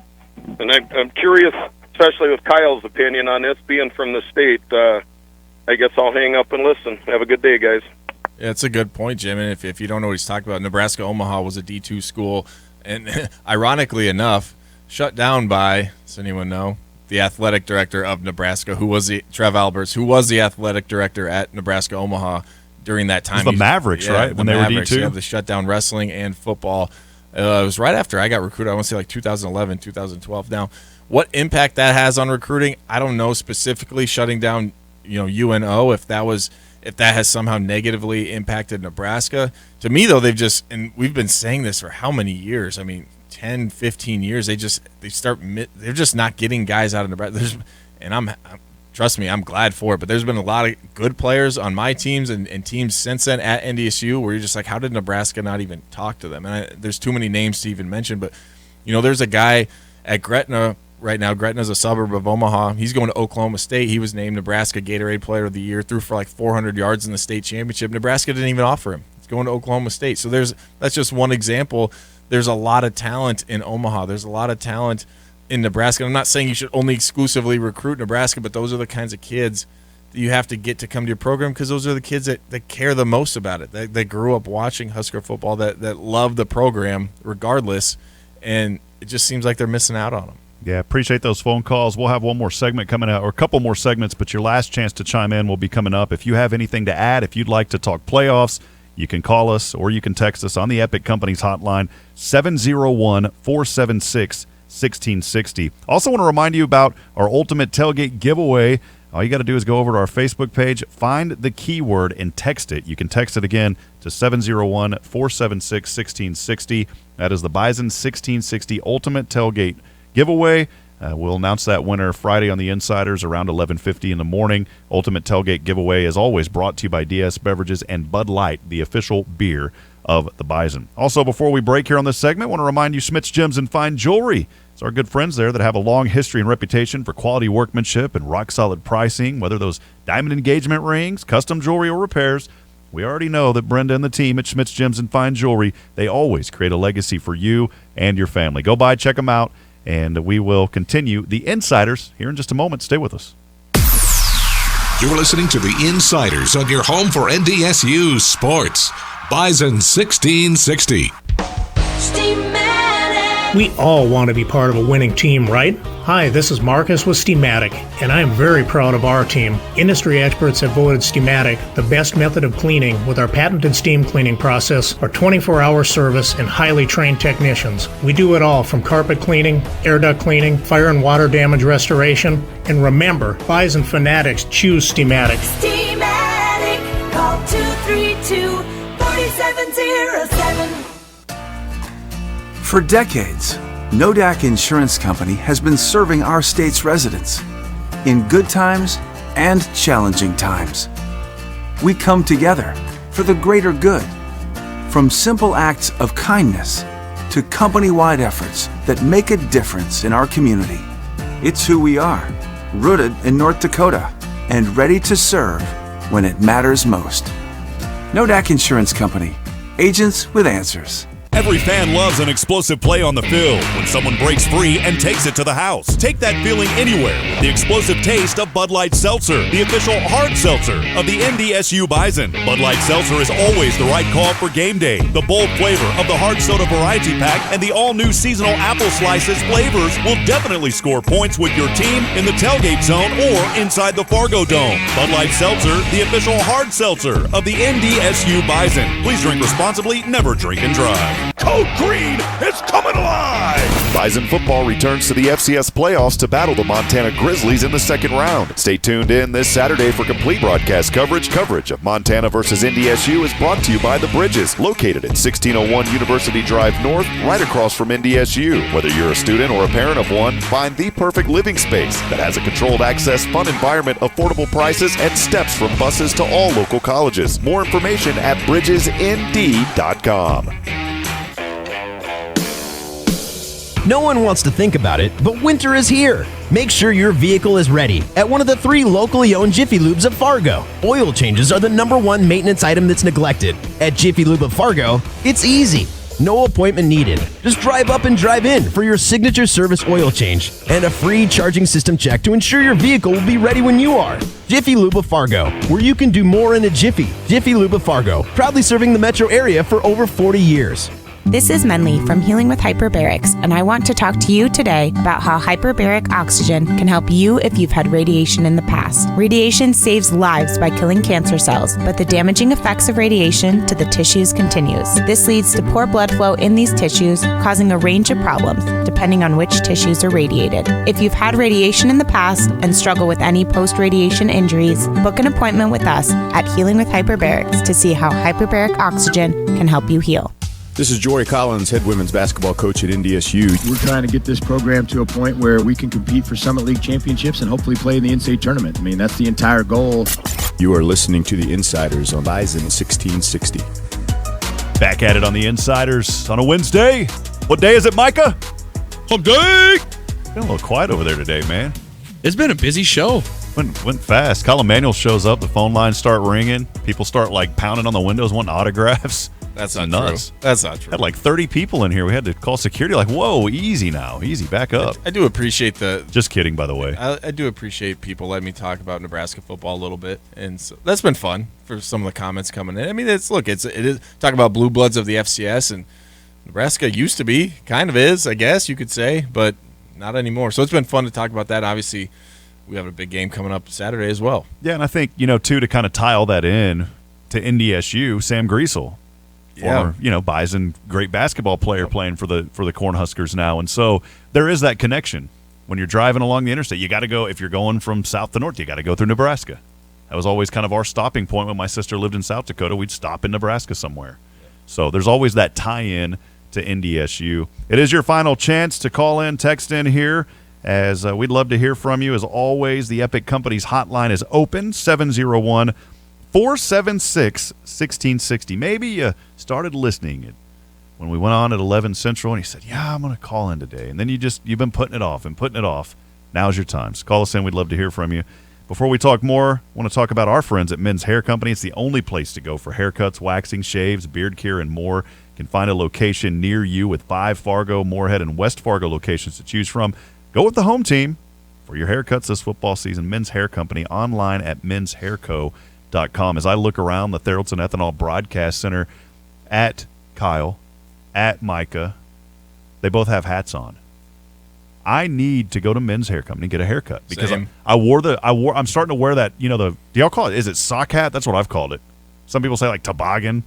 That's an old school word. Stocking cap? Yeah, what is it? Like the stocking cap. I always call it a sock hat. You mean like one of the fluffy ones? Yeah. Just any type of hat that you pull, or like if you're old school, you call it a toboggan. You even have those in Texas? No, we don't wear them all. But I have it here. But I'm wearing it, and I took it off, and my hair's all messed up. I was like, man, this is nuts. And it's so cold. Back in the South, what you do is you wet your hair and get your hair back, to make it look presentable again. Can't do that here. You're not going to wet your hair and then walk outside when it's 10 degrees. No, that's a formula for a bad time. So formula for a head cold. If you want a head cold, do that. Yeah, so what I'm getting at, both of you guys have your baseball hats on, so I'm going to have to start picking up that trend as well. Take off the sock hat, or whatever you call it. Stocking cap. Stocking cap. Sock hat. I like that better. Sock hat. Stocking cap. Sock hat sounds weird, man. Yeah. Sounds like you're putting a sock on your head. I don't know, dude. Yeah. Anyways. So Texas people, man. What I'm getting at is I got to go to a Men's Hair Company and get this thing taken care of. So, again, appreciate everybody joining us. A lot of great things happening around North Dakota State. A lot of news pumping out today. We keep up with the news, by the way. Make sure to go to our website, bison1660.com. Got content being updated daily there. But I wanted to talk a little bit about 3 more young men getting some accolades. And Jackson Dutenheffer, Logan Kopp, and Cole Menz, they were named to the MVFC All-Newcomer team. This news coming out just a little bit yesterday afternoon. You talk about a defensive tackle and Jackson Dutenheffer starting to make a name for himself. Logan Kopp. I go back and I look at that South Dakota State game maybe as kind of a wake-up game to say, okay, where are we at and where are we going? That was a tough loss. You get the week off, the bye week. This Bison team, to me, has not been the same since that loss. Yeah, I agree. I think it. There was a lot of discussion about did the bye week come at the right time? Should have came earlier. Well, at least it wasn't like South Dakota State's, whereas basically they didn't get a bye week because it was at the end of the year, which is still crazy to me. But that's a topic for another time. But yeah, it seemed like they went back. They self-scouted. They found some things, and they found some young guys. You just mentioned some guys that made the All Missouri Valley Football Conference newcomer team, and found some depth. And Logan Kopp was a guy that once he kind of burst onto the scene, it was like, well, can't really leave him off the field anymore. And we've seen him rotate in a little bit, and Cole Menz and Jackson Dutenheffer and all the rotation they do along the defensive line, they've played really well this year as well. So it's been good to see some of those young guys get in and make a name for themselves, and it kind of shows that the future's still bright here at NDSU. Logan Kopp, you are finding a place in my heart. That's it, man. All of these guys, all 3 of these guys have played or appeared in all 11 games in the regular season. Dutenheffer, the 3rd leading tackler on the defensive side, 24 total tackles, had 4 for loss, 2 sacks, 3 quarterback hurries, 1 forced fumble, made that season high 5 tackles in the win at Southern Illinois. Coach Entz always talks about tackles for loss. It's kind of a way that you can – there's multiple there's multiple things you have to look at whenever you define a team. But Coach Entz likes to talk about tackles for loss on the defensive side. Kyle, you know it better than anyone. That's huge. Whenever you've got a lot of TFLs, you've got a good chance at winning ball games. Well, it shows you're doing things right schematically. It shows you got guys that can make plays. And I think the reason he brings it up because it's not only on the defensive side, it's on the offensive side as well. Are you giving up tackles for loss? And I think NDSU, at least at one point, was like leading the country or close to leading the country in amount of tackles for loss given up because they're so sound along the offensive line and they're doing what they're supposed to do. So I think that's why it's a key stat for more than just the stat itself, right? It's not just are you making plays on the defensive side, it's are you giving them up along the offensive side. So it's been good to see for NDSU to kind of be solid on both sides. And I think we should also mention, Rob, I was looking through Twitter here and I saw, and I don't even know what this bowl is, but I don't know if it's new because I don't think it was. It's like a Cheez-It Bowl, is it? No, I don't know if it was around when I was playing, but we got to give a shout out to Spencer Wagey, who's been invited to the Hula Bowl. Oh, okay, that is a big, that's great, man. So good for him. I know he's a young man that obviously has NFL aspirations, so he will get his chance to shine over there at the Hula Bowl. And again, I don't know a whole lot about the Hula Bowl, but I've seen a couple different guys from the FCS. I forget there was one other one, I think it was from the Valley, that also got invited to this game. So anytime you can invite one of those games postseason, and get a chance to show off their skills, that's a big deal. So congrats to Spencer Wagey for that. Yeah, 100%, man. Such a great young man as all these players are. Brian Smith also, we appreciate him. He did want to mention, he said all MVC honorable mention as well to Merrick Williams, Will Mostart, and Jaden Price. Didn't want to leave out those guys. And we kind of go back to the all newcomer team. I wanted to just expand very quickly. Logan Kopp, again, playing in all 11 games, one start at linebacker, had that win over Illinois State, made a season-high 7 tackles against Illinois State and North Carolina A&T, finished the regular season 31 tackles, also making 6 tackles on special teams. So he's a guy that's out there on that special team side as well, as we know, making big plays. And then Cole Menz, also in all 11 games as a defensive end, took a more prominent role in the second half of the season that we talked about a little bit earlier.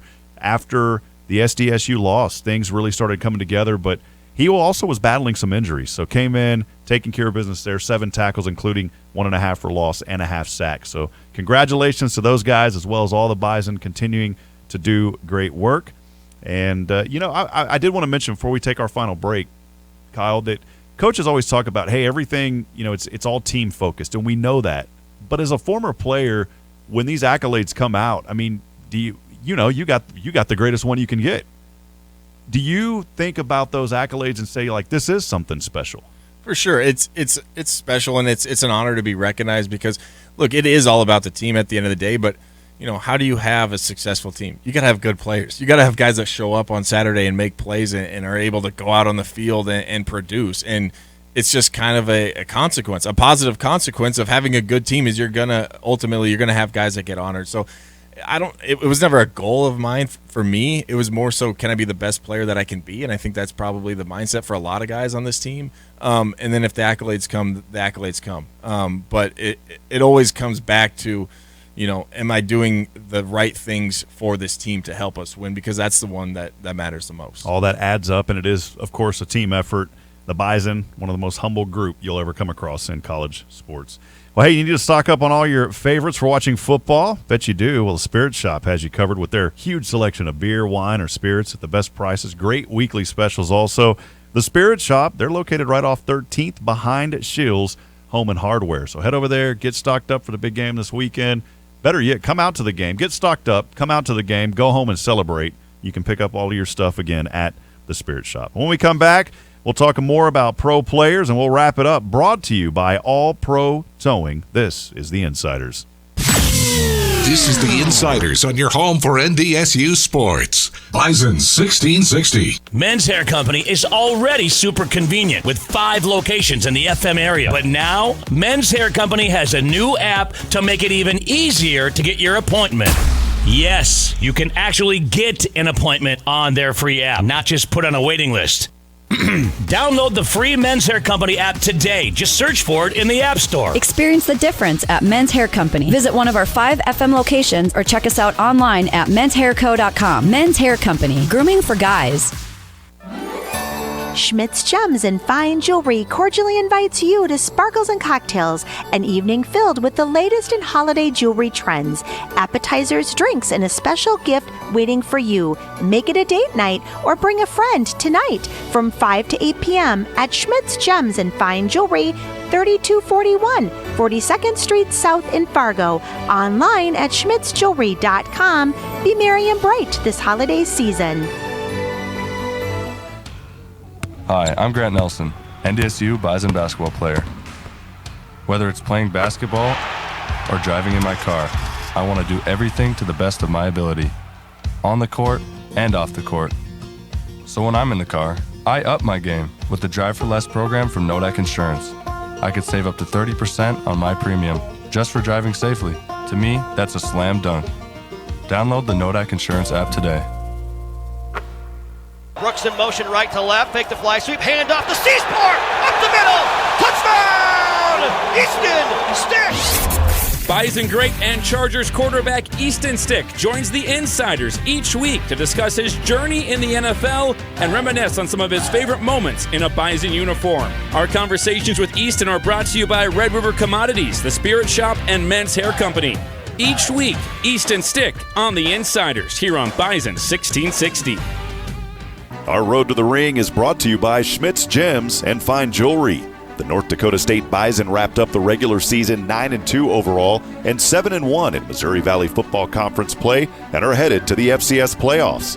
NDSU fullback Hunter Lipke and left tackle Cody Mauk are finalists for the Walter Payton Award, presented annually to the top offensive player in the FCS, and Bison defensive end Spencer Wagee is a finalist for the Buck Buchanan Award, the Defensive Player of the Year. The Bison are in the playoffs for a 12th straight season and are seeking their 10th national championship in 12 years. The Road to the Ring is brought to you by Schmidt's Gems and Fine Jewelry. They have a long history and reputation for quality workmanship and rock-solid pricing. Whether diamond engagement rings, custom jewelry, or repairs, let Brenda and the team at Schmidt's Gems and Fine Jewelry create a legacy for you and your family. The Bison are the number 3 seed in the FCS playoffs and battle the Montana Grizzlies at 2:30 p.m. Saturday in the Fargo Dome. You hear that? The herd is headed your way. You're hearing from the Insiders right here on Bison 1660. Back at it on the final segment. I get a little sad, man. I don't want it to be the final segment. Kyle, you want to go for like another 2 hours? Let's do it. Tomorrow. We'll go for 2 hours. I don't make those decisions. Hey, we'll go for 2 hours tomorrow. How does that sound? Yeah, that sounds 2 good. more hours tomorrow. I'll be there. Thanks for joining us here on the Insiders. Been a fun show today, as always. Appreciate Kyle Emanuel hopping in. Andy Rickoff is off the rest of this week as far as being on the show because he is out calling women's basketball. I want to talk one more segment here on our All-Pro Towing Pro players. I know that we're already in Week 12 of the NFL, but I'm going to go back just a week. Have to do it. Probably going to upset some people. That's okay. It's okay once in a while to ruffle some feathers. The only way you can eat chicken is you got to pull the feathers off first. Can't eat a chicken with feathers. I don't even know what that means, Kyle. I don't either.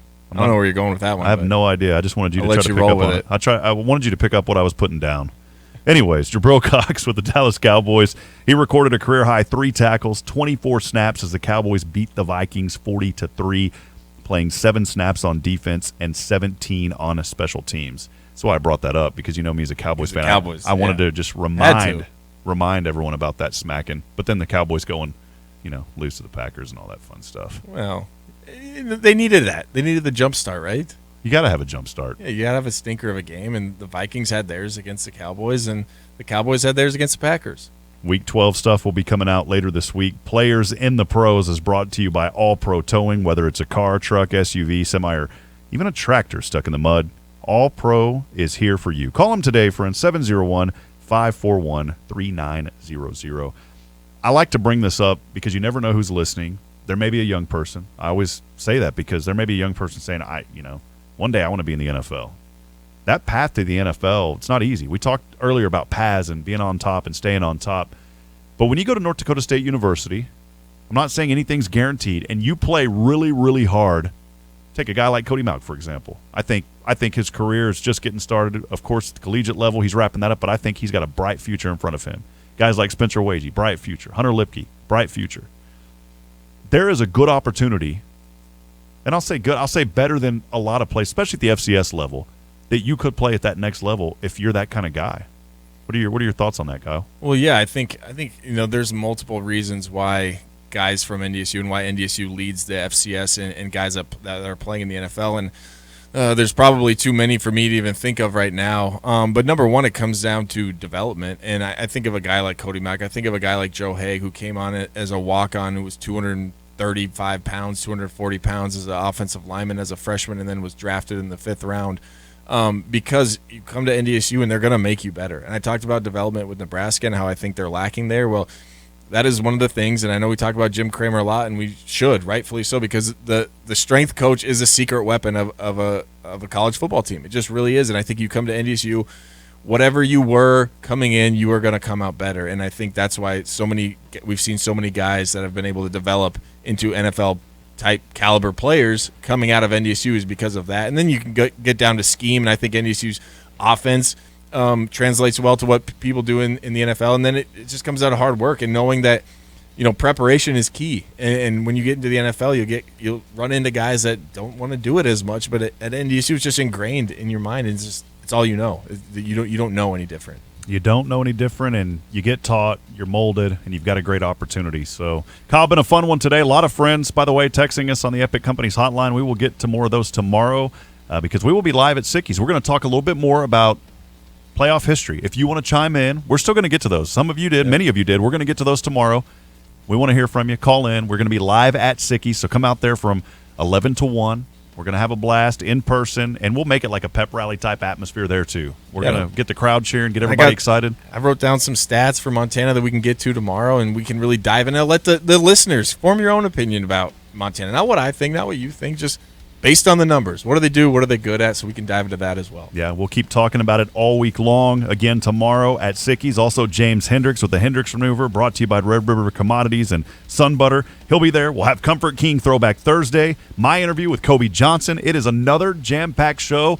And come in and jam-pack your bellies at Sicky's. Till next time, we'll see you. Have a great day. Thanks for joining us here on The Insiders.